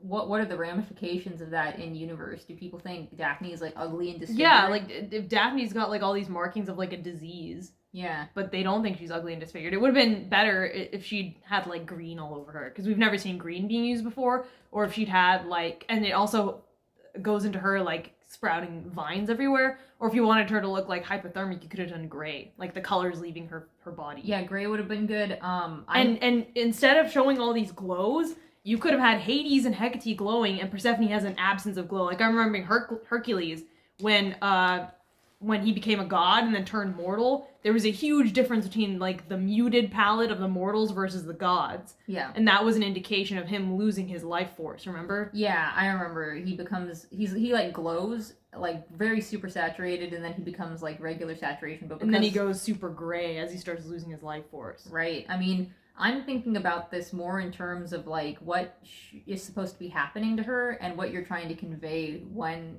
that stuff happens to her, right? So we know that she's overused her powers and she's going to enter hibernation to replenish, right? So that makes me think of like, you know, what do flowers look like right before pruning season in the winter when you have to prune them back, and then they die down to the ground and they come back. Like a rose will turn brown and become frayed, wilted and mottled, right? Like you could have made her look really, really bad if you were a little bit more clear with your intention of what is going on with her. And it would have been a visual way to communicate what's going on because there's no exposition prior to the scene. You could have made her look really old and like wrinkly and decrepit, and her hair and her skin becomes frayed with black mottled spots on it, like a rose when it gets rose blight, or a rose that is cold damaged or something, because like we both are very into gardening. We're avid gardeners. I have a lot of houseplants.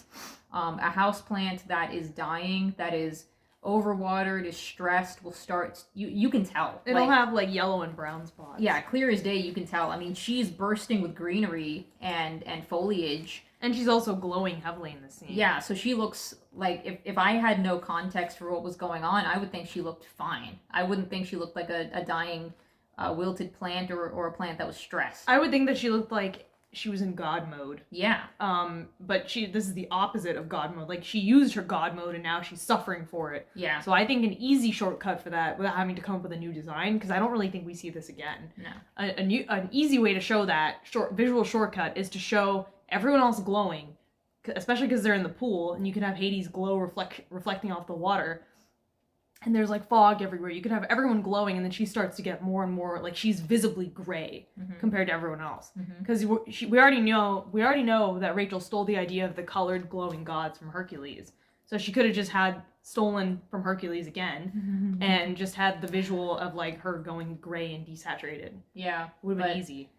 Then how's he supposed to? I mean, because then she won't be pretty. That's the bottom line. Yeah. Even when she's like all like, you know, wackadoo about to like pass out, she's still like really pretty. The blue shiny eyes are still really pretty. Yeah. And they made sure to put gloss on her eyelashes and her lips. So, you know, God forbid she doesn't look pretty. I mean, that's the conclusion here, basically. Yeah, it's unfortunate because the visual could have been a lot stronger. I know. But I guess, you know, that's the last panel in the chapter. Yeah. So then I guess moving on to 129. So now we're on episode 129. We get the same content warning, even though there's like no disturbing imagery, in my opinion. Oh no, we start with the music notes. Never mind. And Persephone's half-severed head. Oh, that's very disturbing. It's like Hereditary. Ah! Yeah. Yeah, so then the threat from Apollo echoes in her mind. Mm-hmm. And now we're getting a revelation as to what actually happened leading up to her disappearance, where she went to. So we start back in Persephone's room, and she is very upset. Her hair is out of control. It grows long when she's feeling distressed, and she is huffing in agitation, and then she takes a deep breath, but her powers are already starting to go crazy. So she's panting, and she tries to get a hold on things, and her phone gets destroyed. But destroying your physical cell phone does not put your phone out of service. No, it doesn't. So she tells herself, I really need to calm myself down. Please calm down. I just need a second to get it together. Okay, I need more than a second. I need a whole bunch of seconds. I need a new plan or I'm going to lose it. And it's like, what do you mean I need a new plan or I'm going to lose it? What was your plan before?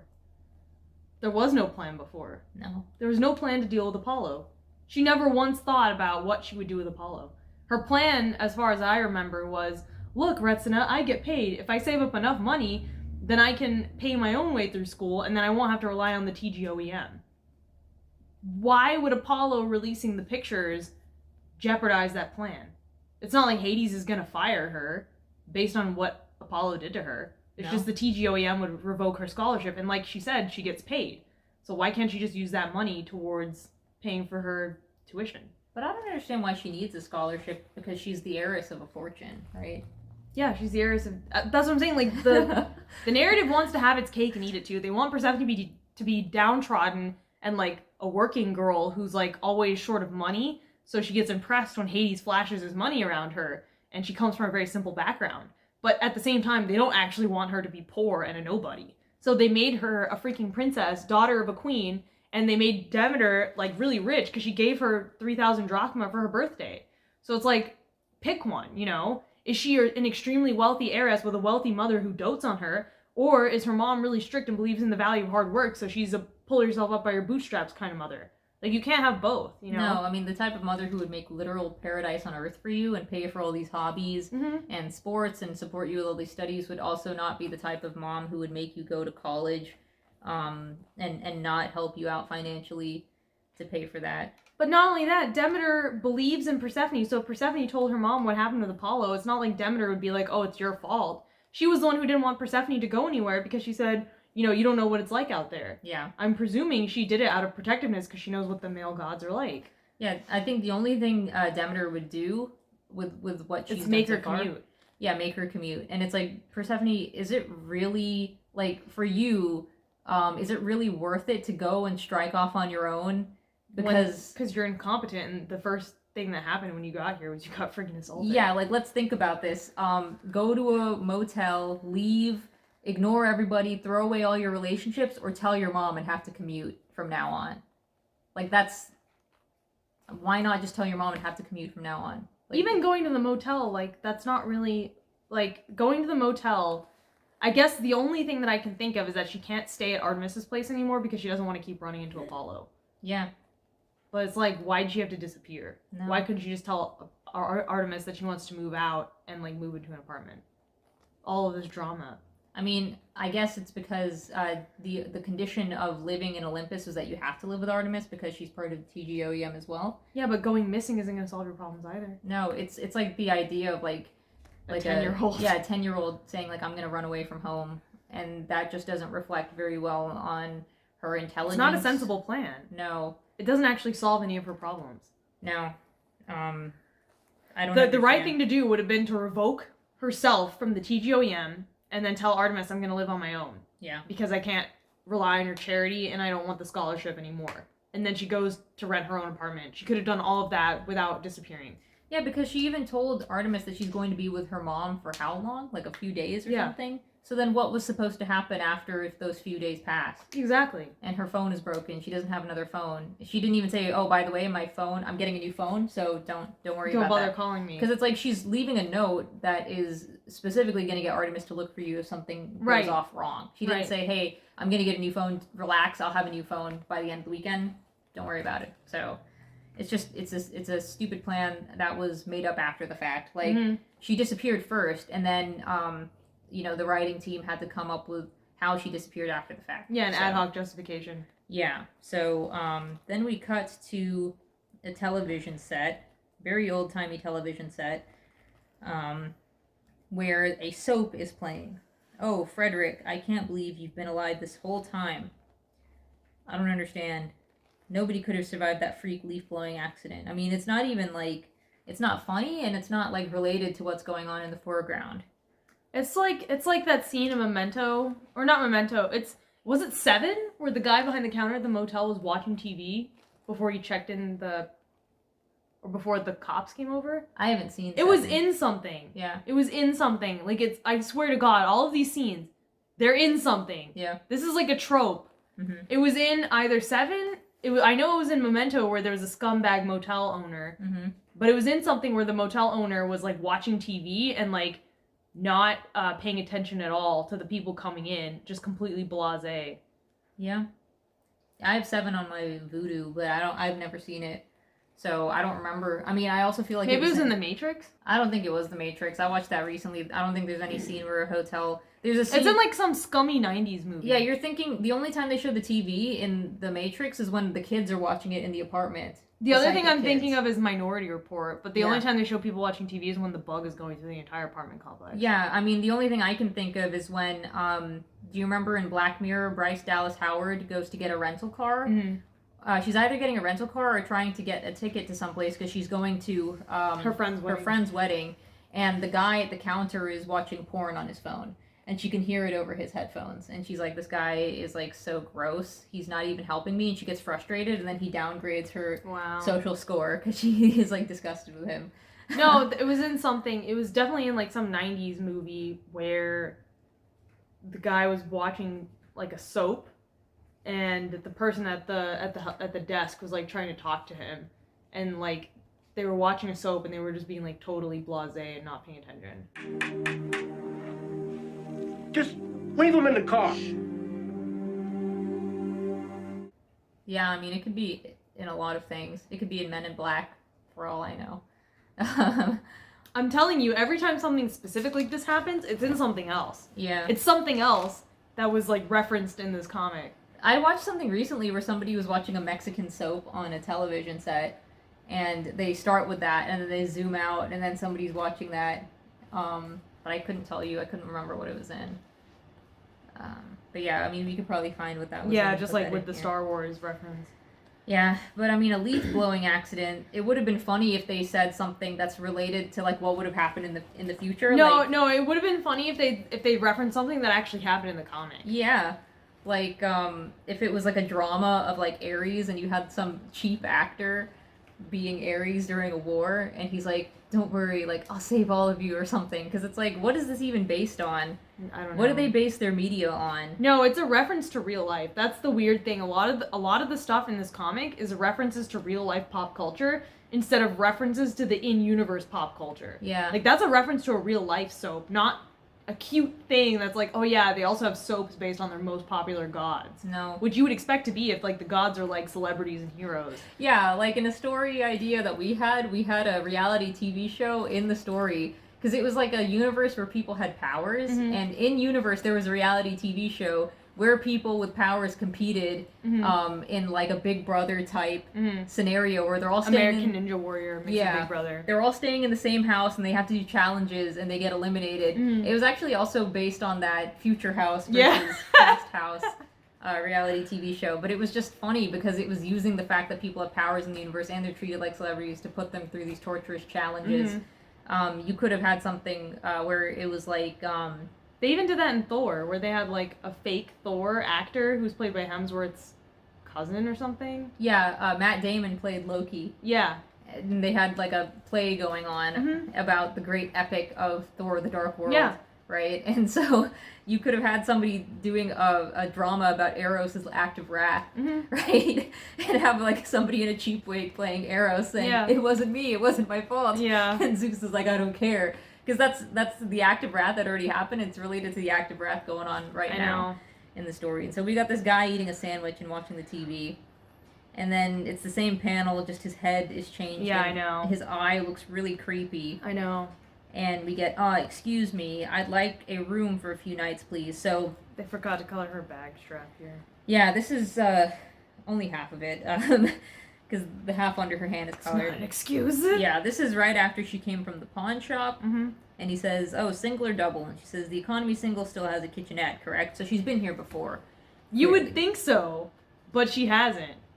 So then how does she know about the economy single still having a kitchenette? I don't know, it's just written so poorly. It should have been like, does the economy single come with a kitchenette? Yeah. It should have been a question instead of like, it still has a kitchenette, right? From what I remember last time I was here, but she's never been here before. So it should have been like, you know, does it still have a kitchenette? Yeah. I mean, that you could argue that that's nitpicky, but I would say that it's like a running theme in this comic where the dialogue is always unclear and you don't know what exactly the characters are driving at or what the situation is. Yeah, and so in giving her the paper to fill out, he knocks his sandwich off the counter. Yeah, because it's not there anymore. Yeah, it lands on the ground and the bugs are feasting on it. And so she fills it out, and I'm guessing it's just like your name, because they ask you to put your name down for the motel. She puts down Persephone, goddess of spring, I guess. And so he says, a goddess, huh? For spring? Sheesh, they've got goddesses for everything now. And she makes a face. Another crayon Shin-chan face. Yeah. Oh, sorry, ma'am. Feel free to help yourself to the ice machine. He looks totally different in this panel. I didn't even know it was the same guy. He looks like totally different. Is there a reason why the snowflake on the ice machine is like oriented around his head like that? I know. Is that like... It's not the ice machine. It's the sign for the motel. Oh. It's the sign for the motel. It says color TV, and it's like something underworld concierge or something. I don't know what that sign says, but they're walking past a sign in this scene, and like first of all, it should have been the other way. Like Persephone should be following him the other way, just because usually, if you're writing comics in English, left to right orientation. There's like a whole thing about cinema language and like left to right versus right to left. Unless your like character is walking into mortal danger, or you're from the villain's POV, I don't know why the motel owner and Persephone are walking right to left. It's just awkward. But second of all, this guy looks totally different, and I didn't know it was the same guy until I like kept panning back and forth. Yeah. Because he looks totally different. He looks bald in that one. And he looks bald, he has no eyebrows, and he's gained like 100 pounds. Yeah, he has like a comb over in the previous one, I guess, but in that one he just looks plain bald. Yeah. I think a better shot of that would have been if they were both small and you show the entire motel from the exterior. And they're with the walking sign. past like a railing on the top floor. That would have been better. Yeah. And then they pass the ice machine, and he says, feel free to help yourself to the ice machine. You could show the ice machine, and Persephone, like from the ice machine POV, put the camera next to the ice machine, so you have like the burr of the ice machine, and it's like cold blue, and then you have Persephone really small, and then like the weird harsh lighting on her face while she's going, oh, okay, and the motel owner is out of sight. Yeah. Because then you're again, this might seem nitpicky, but it's like you're trying to frame Persephone as out of her depth and totally alone here. So it's like, use the elements of the background to your advantage. Put her in that weird artificial lighting. Make her look really small in all of these panels, you know? Make her look really uncertain and small. If you had that shot of like, you know, here's the end of the hallway. The ice machine is like right here in the front of the camera, like it's in the foreground. And then you have Persephone, who's like tiny, looking down the long hallway towards the ice machine, and like the only thing illuminating her is the glare from the ice machine. Yeah. That would have been a way better panel. And the pool, I think it would have been better if she says, oh, a pool, I might go for a swim later, because that's foreshadowing. She does get dunked in a pool later. But no, he just says, I wouldn't use it if I were you, not unless you want to get pink eye, and then she says, ew. So but even... it's not funny. No, it would have been funnier if she had said, oh, a heated pool, maybe I'll go for a swim later. And it's like, you will, just not in that pool. You'll be in hibernation. Yeah. And he looks completely different again. Yeah. Panel. He's got no eyebrows in this one. Yeah, he had no eyebrows in the last one, but he's skinnier here. Yeah. So he says, here's the Wi-Fi password. It's not super reliable, mind you. We're kind of piggybacking off of the DVD rental shop across the street. She says, thank you. I think it would have been better if you showed him, like, handing her that in front of the open door from the inside of the apartment, and she's, like, looking in at the surroundings, like, ew. And he's, like, handing it to her and being like, eh. Yeah, right. she never notices how gross the surroundings are. No. Like, I don't know why. I mean, she should be used to, like, the cleanest and nicest amenities because the mortal realm was so nice. I don't know what this is in the next panel. Is that supposed to be a giant rat or a roach? On the floor? Yeah. What is that? I don't know. Usually, I think if it was like a roach, there'd be like an onomatopoeia saying scurry, scurry. Yeah, skitter or something like that. Maybe it's like a... I have no idea. It looks like an eggplant. I zoomed in and I looked at it and it looks like an eggplant. I don't know what it's supposed to be. But she doesn't say anything about how crappy her surroundings are. No. And, like, again, it's like the pawn shop scene where it's like if you wanted to emphasize how much she's getting screwed over here or how bad these surroundings are, you could have showed how grimy and gross it was and that she has no choice but to be here. Yeah, another thing that would have been funny is if while she's talking to the hotel concierge, she's got like stuff poking out of her and stuff. And she has to keep like adjusting her sweatshirt. Yeah, and when she tries to sign the paper, she accidentally like the vines whip Snaps out the pen in half. Either that or like the vines whip out of her sleeve and she grabs the sandwich and she tries to take it away and then he like looks over and he goes, "Oh, where'd my sandwich go?" She goes, "I don't know." Yeah. You know? And she like whips her hand under the table. Yeah. Something just to show, because you could have put panels on that instead of wasting panels on the soap or wasting panels on the pool. Yeah, because it wasn't funny. When you cut back to her saying, "I really need to get on top of this," I completely forgot that she needs to get on top of it because it was not on the front. It wasn't impacting her life at all, really. No, so it's very cold here. She's got smoke coming out of her mouth, but it didn't really look cold because while they were outside, there was no smoke coming out, and the guy was wearing a t-shirt. Mm-hmm. He didn't really seem cold. She says, "Tomorrow I can focus on what to do. I don't like lying to Artemis. I hope she doesn't worry." Do you think it's weird that every time Hades is the POV character, there's a lot of internal monologue, but whenever Persephone is the POV character, she says all of her thoughts out loud? Yeah, it's very strange. It just makes me think that Persephone is, like, really dumb. And she can't sustain a mental conversation with herself, so she has to say everything out loud like a kid. Yeah, she's not even thinking of anything like, that stupid Apollo, this is all his fault. Like, I hate him, I should go pay him a visit. And her eyes flash red, and then she goes, no, calm down. Like, I can figure out what to do about him later. And she goes, maybe I should call my mom. Looks over at the phone. No, don't do that. You know what she's gonna do. She's gonna overreact, and she's gonna get me in more trouble than I'm already in, or something, but not even thinking about the act of wrath. Or, like, this is just, like, you don't want a repeat of what happened last time. Right? And, I mean, you could say, like, oh yeah, that's because when she tells her version of the act of wrath, she wasn't even angry. She just lost control without Yeah, but wouldn't that meaning make you feel worse? We don't even, like, she doesn't think about it at all, so when she does give her version of the act of wrath, it just seems she's lying. It seems like she's lying. Yeah. Especially when she has the crocodile tears that disappear, like, 2 panels later. Yeah. But yeah, she's not thinking about anything. No. And so she's watching the same soap. I can't believe you married my identical twin brother. How could you? But I thought you were dead. What's wrong with that guy's mouth? I don't really know. It's not funny. It's not worth... No, it's not worth spending a panel on. No, I mean, the only reason is because later she can see the news flash on the TV. That's the only reason why the TV is on. So she's saying, stupid Wi-Fi, connect, darn it, eating instant noodles. How am I supposed to gain newfound independence without Wi-Fi? She grabs a paper. If I can get my own place, then I wouldn't have to worry about Apollo so much.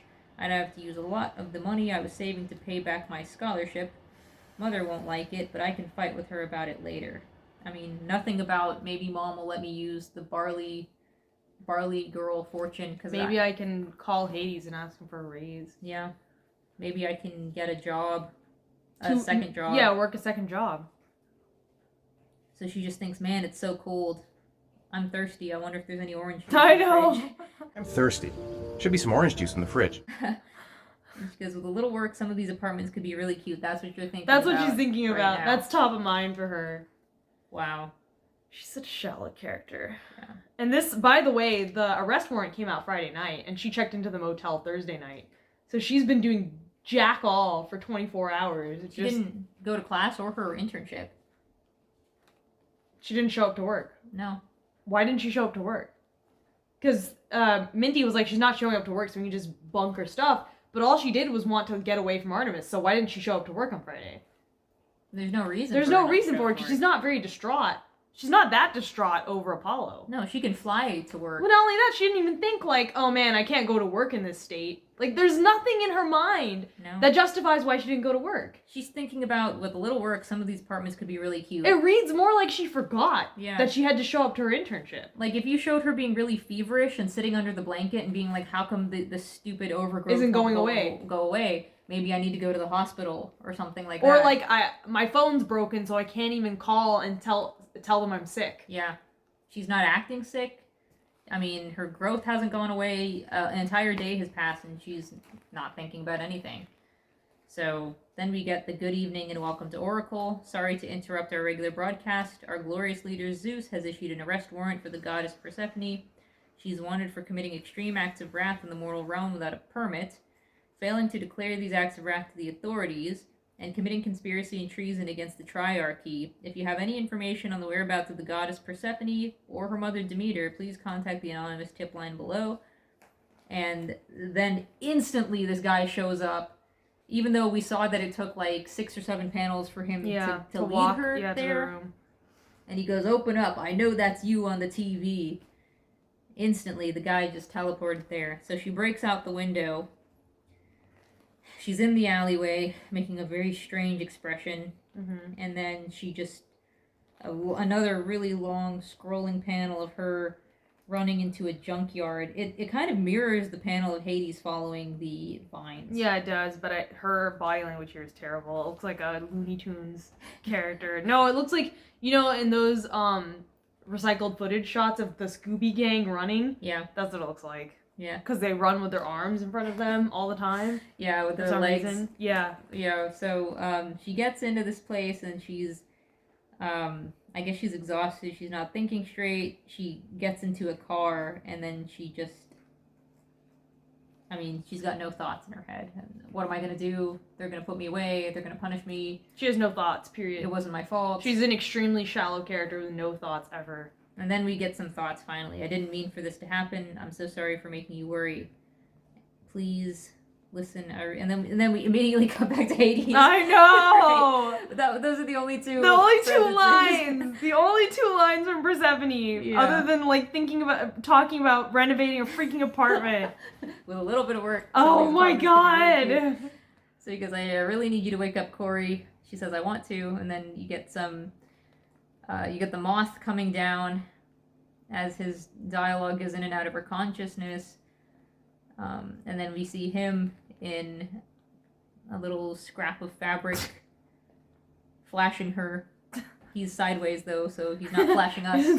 His thigh is covering the important part. Yeah, he's flashing her, and that's why her hands are kind of like oriented towards his area down there. And then she wakes up, and then we've caught back up to like present time. So we've got the 3D effects on Hades here. He says, Persephone, can you hear me? As she comes to. And then she gasps. Her hand has turned into a starfish on his shirt. Oh my god. It's only 3 fingers. Ah!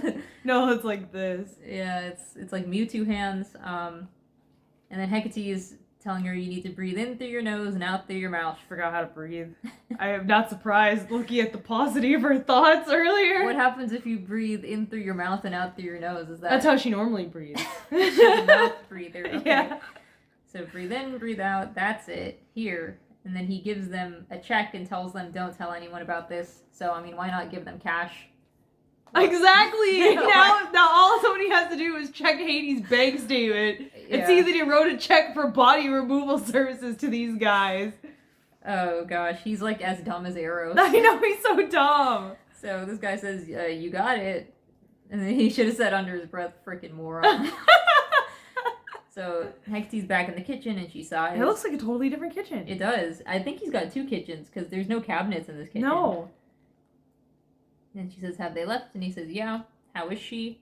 Resting, but doing okay. Thanks for your help tonight. Feel free to lie to Zeus about what you know. I don't want you to get into trouble on my account. Are you kidding? I've never been afraid of Zeus. Zeus can kiss my blue butt. I'm going to head home. Wait, did you know about Persephone. Yeah. So, I mean, she just did nothing with that information, clearly, right? Oh my god, why would you have Hecate know about it and not do anything? It just makes her look stupid. It makes her look so dumb. Like, why? I don't know what the purpose was. To make her doing look that. more mysterious, but it's like, it only works if the character's actually fully fleshed out and has their own agenda. Yeah. Hecate has no agenda, no life. Her life revolves around Hades. The one time he called her at 3 a.m. and she's like, I have a life, and he's like, no you don't. She's like, oh, point taken. Yeah. Let me listen to your woes at 3 a.m. I mean, if she did actually know, how come she wasn't? It would have been such a plot twist if Minty was like Thanatos, and it was Hecate with her hand around his throat. That would have been more interesting. And it would have been like, whoa, instead of Hermes. Yeah, right? because Hermes, like, why Hermes? Yeah, and then she like raises a finger to her lips, and then he puts the phone down. She goes, "What I'm going to tell you cannot leave this room." That would have right? been way more interesting. And it would have been like, whoa, Hecate, because you would have thought it was Hermes. Hermes leaves Zeus, and then, you know, but it's actually Hecate, right? Yeah. And it would have also been interesting if, instead of telling Hades, oh, you need to turn on the TV right now, he's already watching the TV, he sees the arrest warrant, he goes, oh my god, and then he turns around and Hecate's got Persephone in a blanket, and then he's like, what's going on? And she goes, turn it off. And he goes, what? And she goes, turn the TV off right now. And then he's like, what's going on? And they clear the dinner table, she puts Persephone on the dinner table, does some sort of, like, thing with her powers to get her stabilized, and then she comes to, and then Hades like, what's going on here? And then Hecate goes, listen, I'm going to tell you something. You better keep your mouth shut, right? And then the reason he didn't know... The reason he didn't know is because Hecate wiped it from Exactly. his system The and reason... made sure that he wouldn't find out. Yeah. And then if Thanatos goes through the reports and, like, sees that they're encrypted or whatever, and then he breaks the encryption, Hecate would get, like, a notification on her phone, and then she could be like, Thanatos knows now. Exactly. You know, and then she could be interfering with Thanatos, Minty, and Thetis. Yeah, so then... That would have been way more interesting. She tells Hades, go to Zeus's little meeting, but this is what you say to him. This is the canned script you have. And so then he goes to the meeting. No, she tells Hades to convene the meeting. Yeah. Because then it makes him look less suspicious if he's the one who's like, Zeus, why didn't you tell me about things that were happening in my own realm? Like, right now, Hades has no reason to be angry at Zeus. He should want to get to the bottom of this. Right.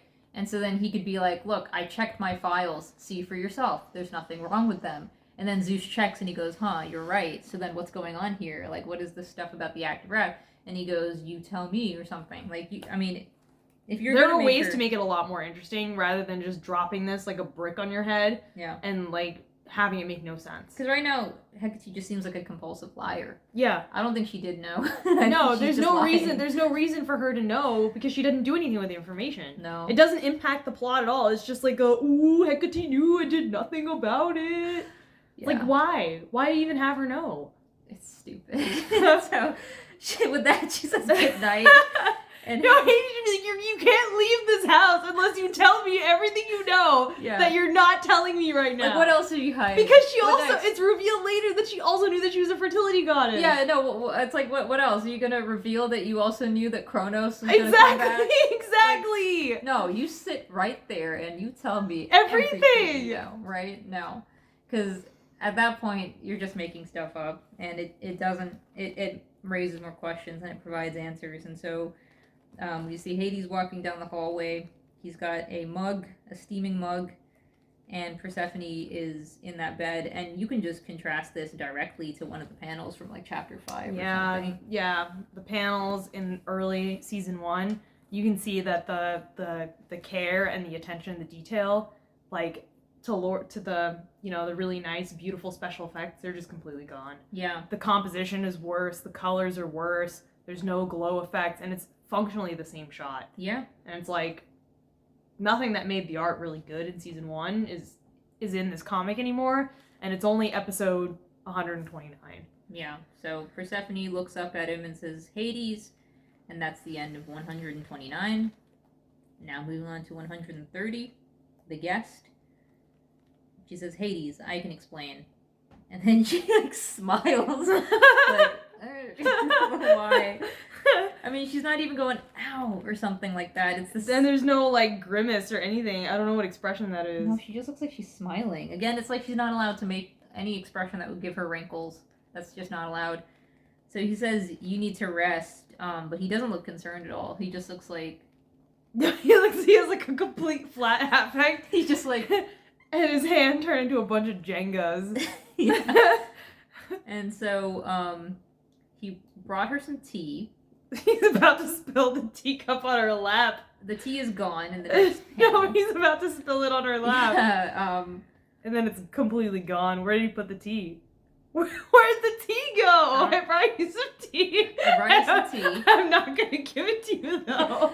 You want the tea? Oh no, you can't have the tea. And that panel earlier was like a repaste of this one. Yeah, it was. Or this one is a This repaste, one's a repaste of that one. Shrunken down. Yeah. And so he says, "Oh, this is yours as well." And then he takes the comb out from that Who knows where special place that he had hidden it before. And she cries because there's probably stuff on it after he took it out. And she's like, "I don't want this anymore."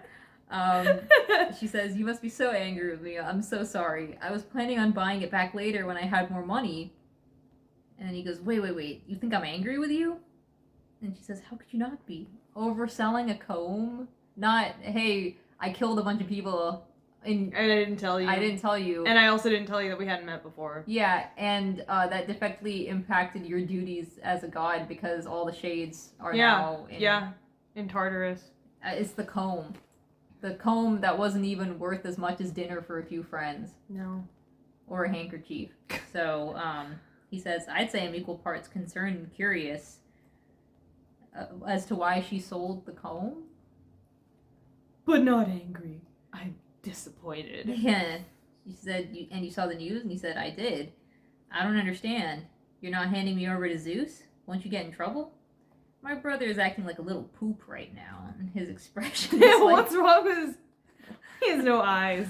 Yeah, he just looks odd. And she says, "But Hades, look, I've spent most of my life judging the dead and determining where they should spend the rest of eternity. What I'm trying to say is, there are many versions of the truth." What? What does that have to do with judging the dead and determining where they should spend the rest of eternity? He's the one who makes them all his slaves for eternity, so it doesn't matter how good or bad they are, they all end up working for him. Exactly. Including the children. Yeah, there are many versions of the truth. I mean, what does that have to do with judging the dead and determining where they should spend the rest of eternity? I guess he's trying to imply, but here, again, you have to work, and, like, your brain has to work to fill in the gap.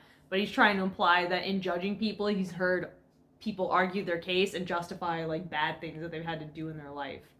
So there's many versions of the truth. There's not many versions of the truth, though, because you can get memories on tape in this universe. Well, not only that, there's not many versions of the truth because there's only one objective reality. It's only what you did that matters. Your intentions don't matter. No. I don't care how Persephone felt when she, like, massacred a village. The fact is that she massacred a village. Yeah. So there's no many versions of the truth.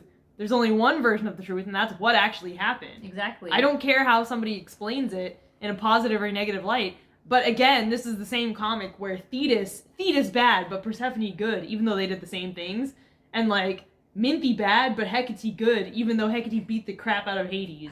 You know? Yeah, So, yeah. And Hades good, but Apollo bad, even though they're, like, basically the same person. Yeah. So, I mean, many versions of the truth just disrupts the in-universe workings of Lore Olympus. If you really want to find the truth, go to the Fates and pull the tape of the Act of Wrath. Yeah. I mean, you don't even have to go to Helios and say, You don't even need to Helios is biased. You don't even need to hear Persephone's side of the story. No, just watch the memory. And that's what I was saying last time. I was like, if Persephone clearly believes she's innocent, then she should have no problem signing off with them getting the tape. Yeah. And they should just play the tape in court, trial over. Exactly. That's what happened. Like, am I wrong? No, that's how it works in real life. Like, if you could, if you had, like, a computer implanted in your brain that was constantly filming. And it filmed from your perspective, from your eyes, and it couldn't be faked. And then you were being, like, accused of a crime you didn't commit. You just hand over the brain computer and say, check the tape. That's it. That's what it is. And there's no disputing that. Why would you introduce that element of the story and then pretend it doesn't exist right now during a pivotal moment? It's like the time turner. Because it's inconvenient. Yeah, it's like the time turner from Harry Potter, right? J.K. Rowling had to eventually scrap the time turner because there were so many other instances where it's like, why didn't you just use the time turner? 2 books later, she had to have all of the time turners destroyed. Exactly. So, stupid. And so, he says, and I'm very interested about hearing your version of the truth, but not tonight. The last thing you need is a game of 20 questions with the king of the underworld. Get some rest for now. And then she wakes up, and it's everybody's least favorite The date rapist. Scumbag, Eros. He sucks. I hate him. Yeah, poking her forehead, and he says, "Oh, good, you're awake." And he's wearing this hideous, like, Gilligan's Island outfit. I know. His outfits are the worst. Yeah. And so she says, "Eros, welcome back, sleepyhead. How are you feeling? You look terrible." "I'm not sure yet. You came to see me?" "Well, we've all been looking for you. You're the one who said let's call off the cavalry because maybe she just needed some time You're the one who off." never told anyone about Apollo, so you weren't looking that hard for her. Such a dude. I know. Hades told me he found you, so I thought I'd come for a visit. Let's see how much you told him about what's really going on. Yeah. So he It's like, did you tell Hades yet? No, I haven't told anyone. Okay. No, but it's like weird because he acts like there's like this extra closeness between them, and it would have been like, "Eros, you're being awfully nice to me right now." And he's like, "That's because me and you have more in common than you think. You see, I also committed an act of wrath. I know. Killed a bunch of people." No, but there's no reason in universe for him to be her BFFF. Like, No. the first time he met her is when he drugged her at the party. A week and a half ago. Yeah, and she's known Artemis longer than she's known Eros, so why is Eros the best friend? Because he's a guy. I don't know. Like, I don't understand why Eros is, like, the only one who visits her. the female characters are written in a way where they just suck. Like, if they're not, like, outright antagonistic, they're incompetent to the point that they suck. And they're not as emotionally sensitive as the male characters. No, like, where's Daphne? Yeah, where's Daphne? Where's freaking Artemis? Where's Demeter? Demeter shows up and goes, "I insist that you let me see my daughter. What is wrong with you? I know you have her." And she's, like, being escorted by, like... How does Eros know that she's at Hades? Because Hades called him and said, "I found Persephone." Hades basically is in league with Eros, and Yeah. he didn't call Artemis. He didn't call Artemis. He didn't Oh, call... that explains it. Hades is a misogynist himself. Why didn't he call Hera? Hera and Hades and Persephone all kind of get together and, like, they get along, right? I mean, no, it's got to be Eros, the one we like the least. But both killers, you and me. And so he goes, "Here's your breakfast." And just to make him look like an even bigger douche, he took a bite of her breakfast. Or copy and pasted honeycomb. Yeah, it's delicious. Is Persephone not allowed to eat, like, real food in this comic? No, she only exists on... She's a hummingbird who exists on pure sugar nectar. Like, if I was, like, so hungry after my power is going out of control, and I was exhausted, and I woke Somebody up, handed you a cookie. they handed me a cookie that they'd taken a bite out of, I'd be like, "Come here." Oh, closer. Take the cookie. Get the F out of here. Give me some real food. Exactly. Like, I want, like, a big falafel sandwich or something. I mean... Big bowl of oatmeal. Yeah, so Artemis is spoken of in reference only. Artemis sends her love. Unfortunately, she can't come visit because she's a squeaky clean Olympian, and she'd have to haul you in. Dude, Artemis effing sucks. I bet you if somebody told her that Apollo was a rapist, she wouldn't turn him in. Dude, if she's such a squeaky clean Olympian, how come she didn't tell Zeus she was looking for Persephone? What are you talking about? Like, this is contradicting its This own... is so contradictory. its own narrative. If she's such a squeaky clean Olympian, how come she was going against Demeter's wishes and bringing guys over to the house? How come she went to the party in the first episode? If she's such a squeaky... This is so, like, convenient. It's so contradictory. And he goes, "I, on the other hand, answer to no man." Yeah. He's bragging about getting away with the act of wrath. Seriously. Because of his mom and what she had to suffer. He's bragging about it. Wow. And so she says, "Eros, I'm so sorry to make you... Why are you apologizing to this guy? It wasn't supposed to happen this way. How was it supposed to happen? You just get away with killing a bunch of mortals? Jeez." And he says, "Obviously. Purposeful. It's like purposeless interaction." Purposeless panels. So he goes, "Move your butt. You're taking up all the space in the bed." I hate when, like, friggin' gay male characters are written like this. I mean, he's not even, like, supposed to be He's, gay, like, coded. but... He's basically coded as the gay best friend. Yeah, and he's like, "Okay, bestie, let's..." It's so annoying. Yeah. It's so patronizing. I hate it when female characters are written this way, but it's, like, doubly annoying when it's, like, gay male characters are like, "Scoot over, bish. I'm gonna, like, get changed into my cat ear pajamas, and we can do face masks while watching old Hollywood TV shows." Yeah, it's very... It's so stereotypical, patronizing, shallow. He's got no reason to He's act got like no this. personality, No. and you've just written a gay male character just to orbit the main female character, basically. It's just the gay best friend. And the reason stereotype. he's a gay guy is because he's not competition. Yeah. Because if it was a female friend who's like straight, then she would be competition for the male love interest. can't have a female character who might be considered more beautiful than the main female character. Yeah, the only male character who's not attracted to Persephone is the one who's coded as gay. Yeah, exactly. What the heck? And so he says, I bought you some word jumbles since you're a nerd, and some magazines as well. And everyone needs cute face masks. This one has a Minotaur face on it. And he's making a really creepy face. I know. And it says fragrance-free, cruelty-free, weird attention to detail. And she just looks at him. Yeah, with like really dead eyes.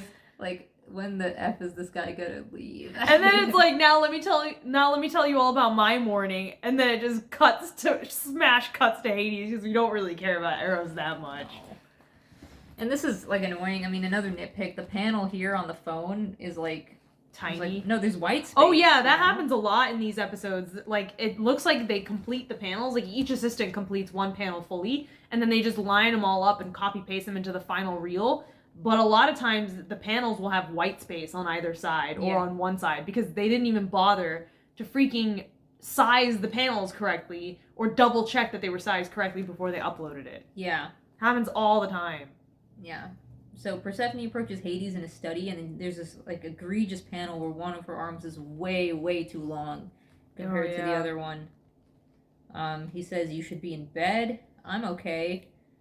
Did Eros leave? Yeah, he had stuff to do. It was nice to see him, though. First off, do you feel comfortable here? I realize this arrangement might be strange. It's definitely very strange." It is extremely strange. And then she says, "Didn't we make out on the side of a skyscraper a few days ago? I'm comfy if you're comfy."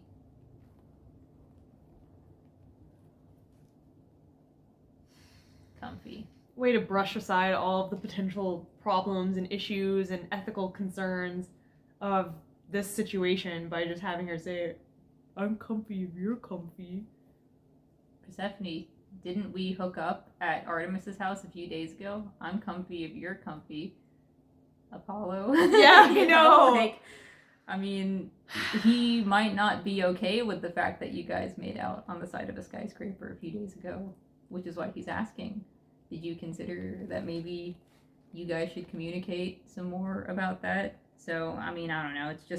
It's like quirky dialogue that doesn't have... No, it's also the fact that they're just taking for granted that she's just gonna stay with Hades. Yeah. Like, but it's like there's no consideration made. The whole reason she ran away from Artemis's place was to get away from Apollo. If she just wanted to stay with Hades, why didn't she just clap her hands and say, "Hades, I want to get away from this place"? Like, she's had no qualms manipulating Hades into doing her bidding before. No. Like, she got him to sleep in her bed with her. Why didn't she just say, "I want to live with you"? You would have gone for it, because he's a creepy pervert. Yeah.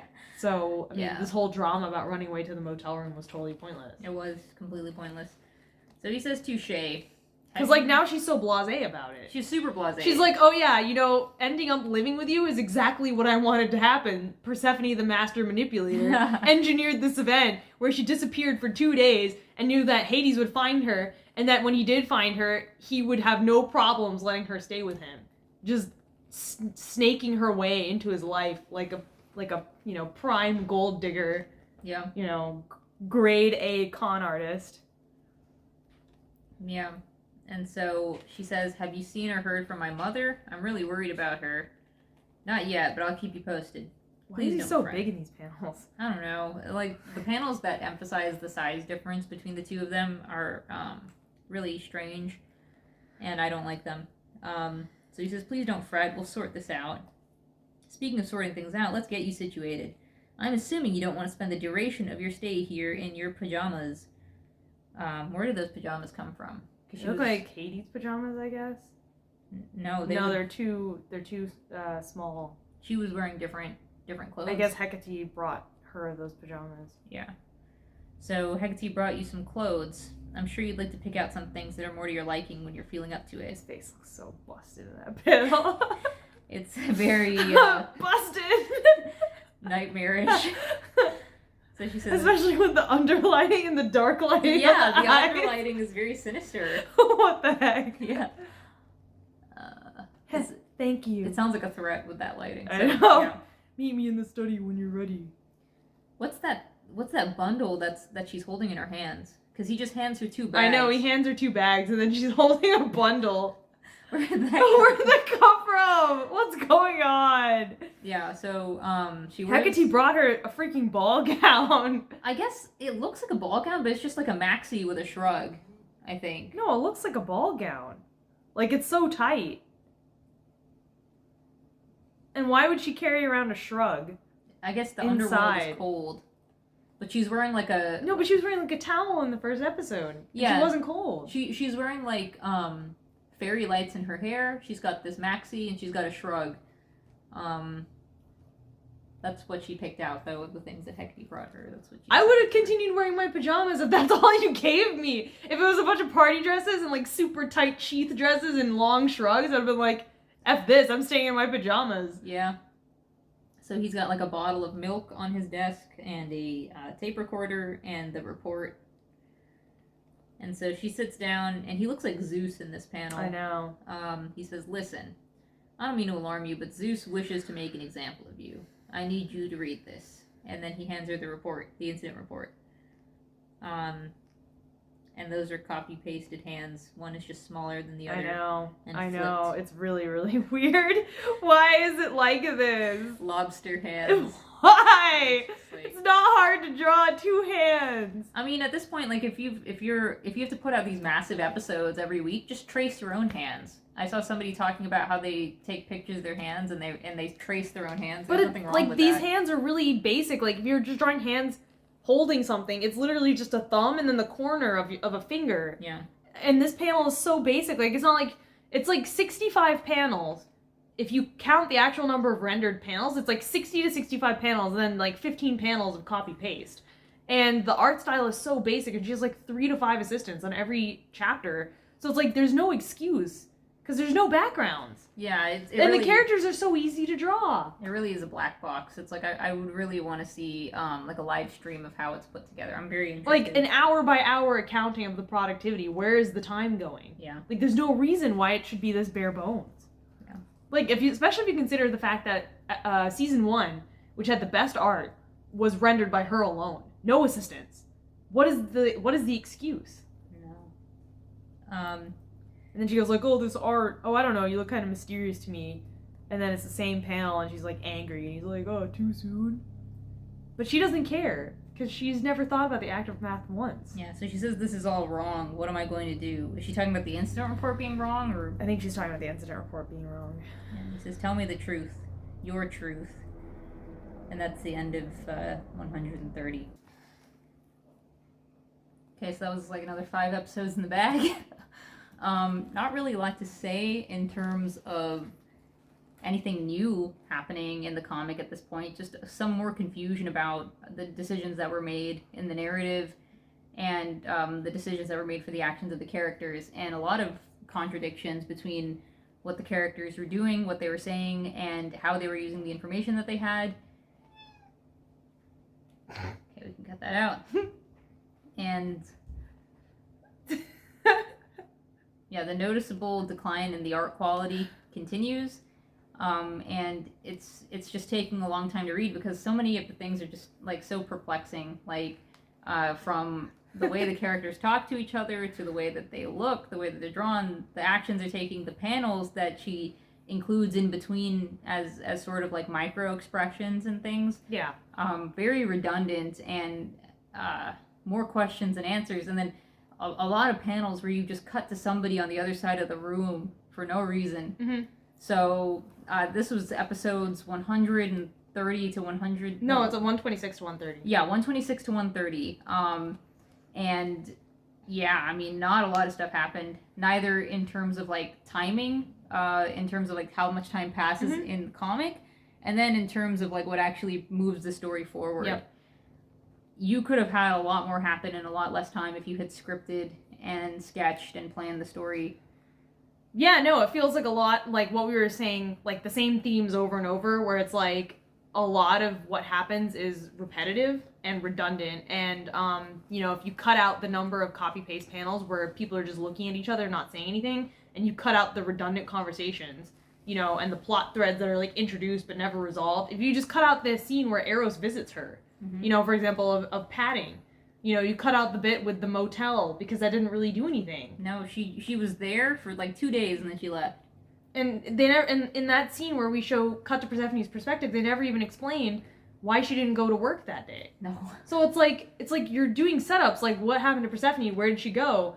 And it's like, like she's not even answering the questions that she introduced in her own narrative. No. Like, it's not like Persephone turned into Tangela Thursday night, and then, like, that would have been better. If you cut out the motel entirely, she sells the comb, and then she, like, can't get her emotions in order, and then she gets triggered somehow and is reminded of the assault. And then she just goes into stasis before the arrest warrant. Yeah. Because then it would make sense why she didn't go to work on Friday. Mm-hmm. Because right now, it's like there's no reason why she didn't go to work on Friday. No. There's no reason why she just sat there for basically 24 to 48 hours and twiddled her thumbs looking at the newspaper for 20... Because you basically wrote her looking at the newspaper from Thursday afternoon to Friday night. And doing nothing. It takes her a long time to read. I mean, like that's what I'm saying. Like, it's like she sets up a plot, and then the execution of the plot, it's like, this is so weird. Yeah. It's so weird. It's like she does one panel at a time, and then takes a break between panels, maybe like an hour or two, and then goes right to the next panel without even consulting the previous panel. And let alone reading her previous chapters that she's released. Yeah. Because then she would have caught the timeline issue. She would have caught the typos. Yeah. No, but she would have caught the timeline issue where Persephone has disappeared Thursday night, and then the arrest warrant is Friday night. And Persephone presumably disappeared after seeing Apollo and Daphne at brunch. Yeah. So from Thursday afternoon to Friday night, that's your timeline, and the amount of time that you put in there and not having her show up to work was not explained in the POV chapter. No. But it's like you would notice that if you reread your old chapters. It could have been something as simple as, like, she just goes to sleep because she's so exhausted, right? And sleeps for a day. Yeah, and she's like, I feel really sick, I can't go to work, but it's not like I can call into work. Yeah. Right? And it's interesting. I don't know if it is right after brunch or right after she sees Daphne and Apollo at the store, because her phone is out of service by the time Hades finishes watching the tape. No, it's out of service earlier because Artemis said she called her a bunch of times after she got home and saw the note. Yeah. And then Demeter showed up. Yeah. But Persephone breaks her phone immediately after coming home, because it's immediately after she comes home, because she slams the door and she starts screaming and then breaks the phone. No, but Hades tries to call her immediately after watching the tape that Hermes gives. Yeah, but we already established that Hades skipped work and watched the tape all day. Yeah, but he didn't try to call her after watching the tape all day. He tried to call her immediately after watching it the first time.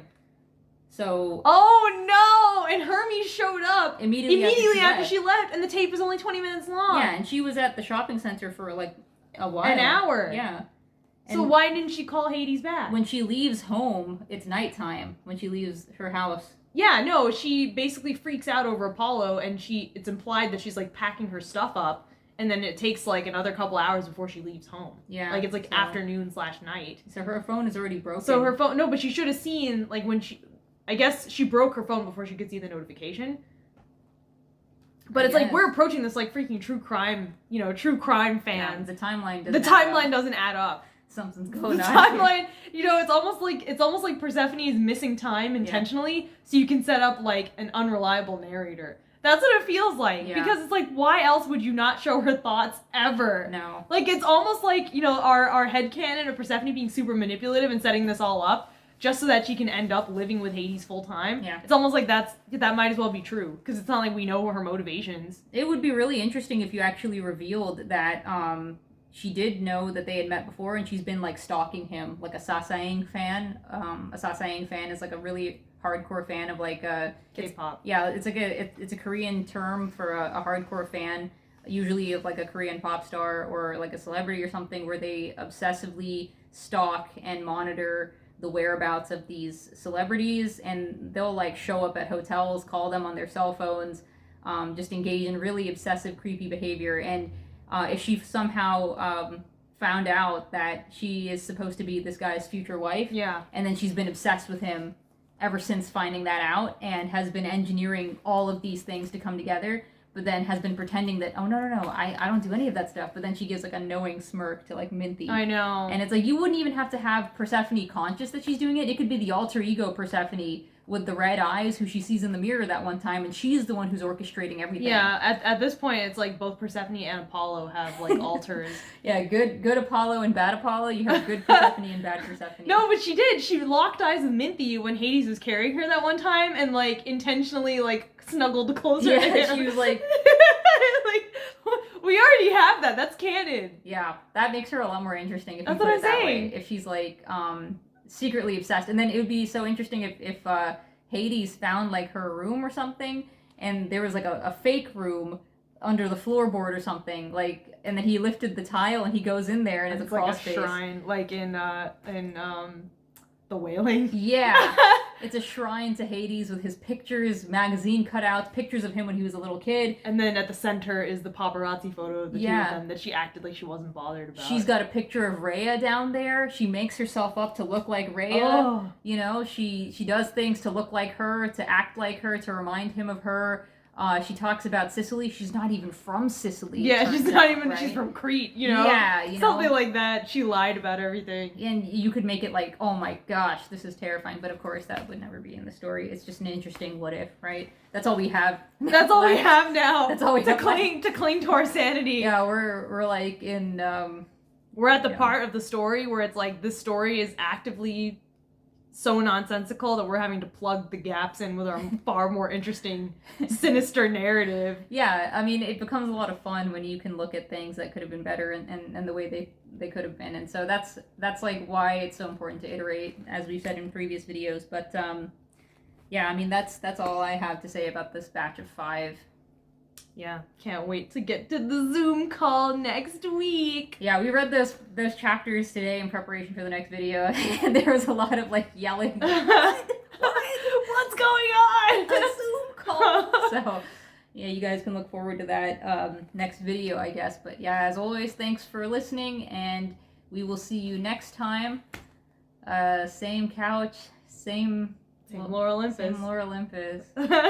Yeah. Oh, God. All right. Well, with that, we'll bid you farewell. See ya.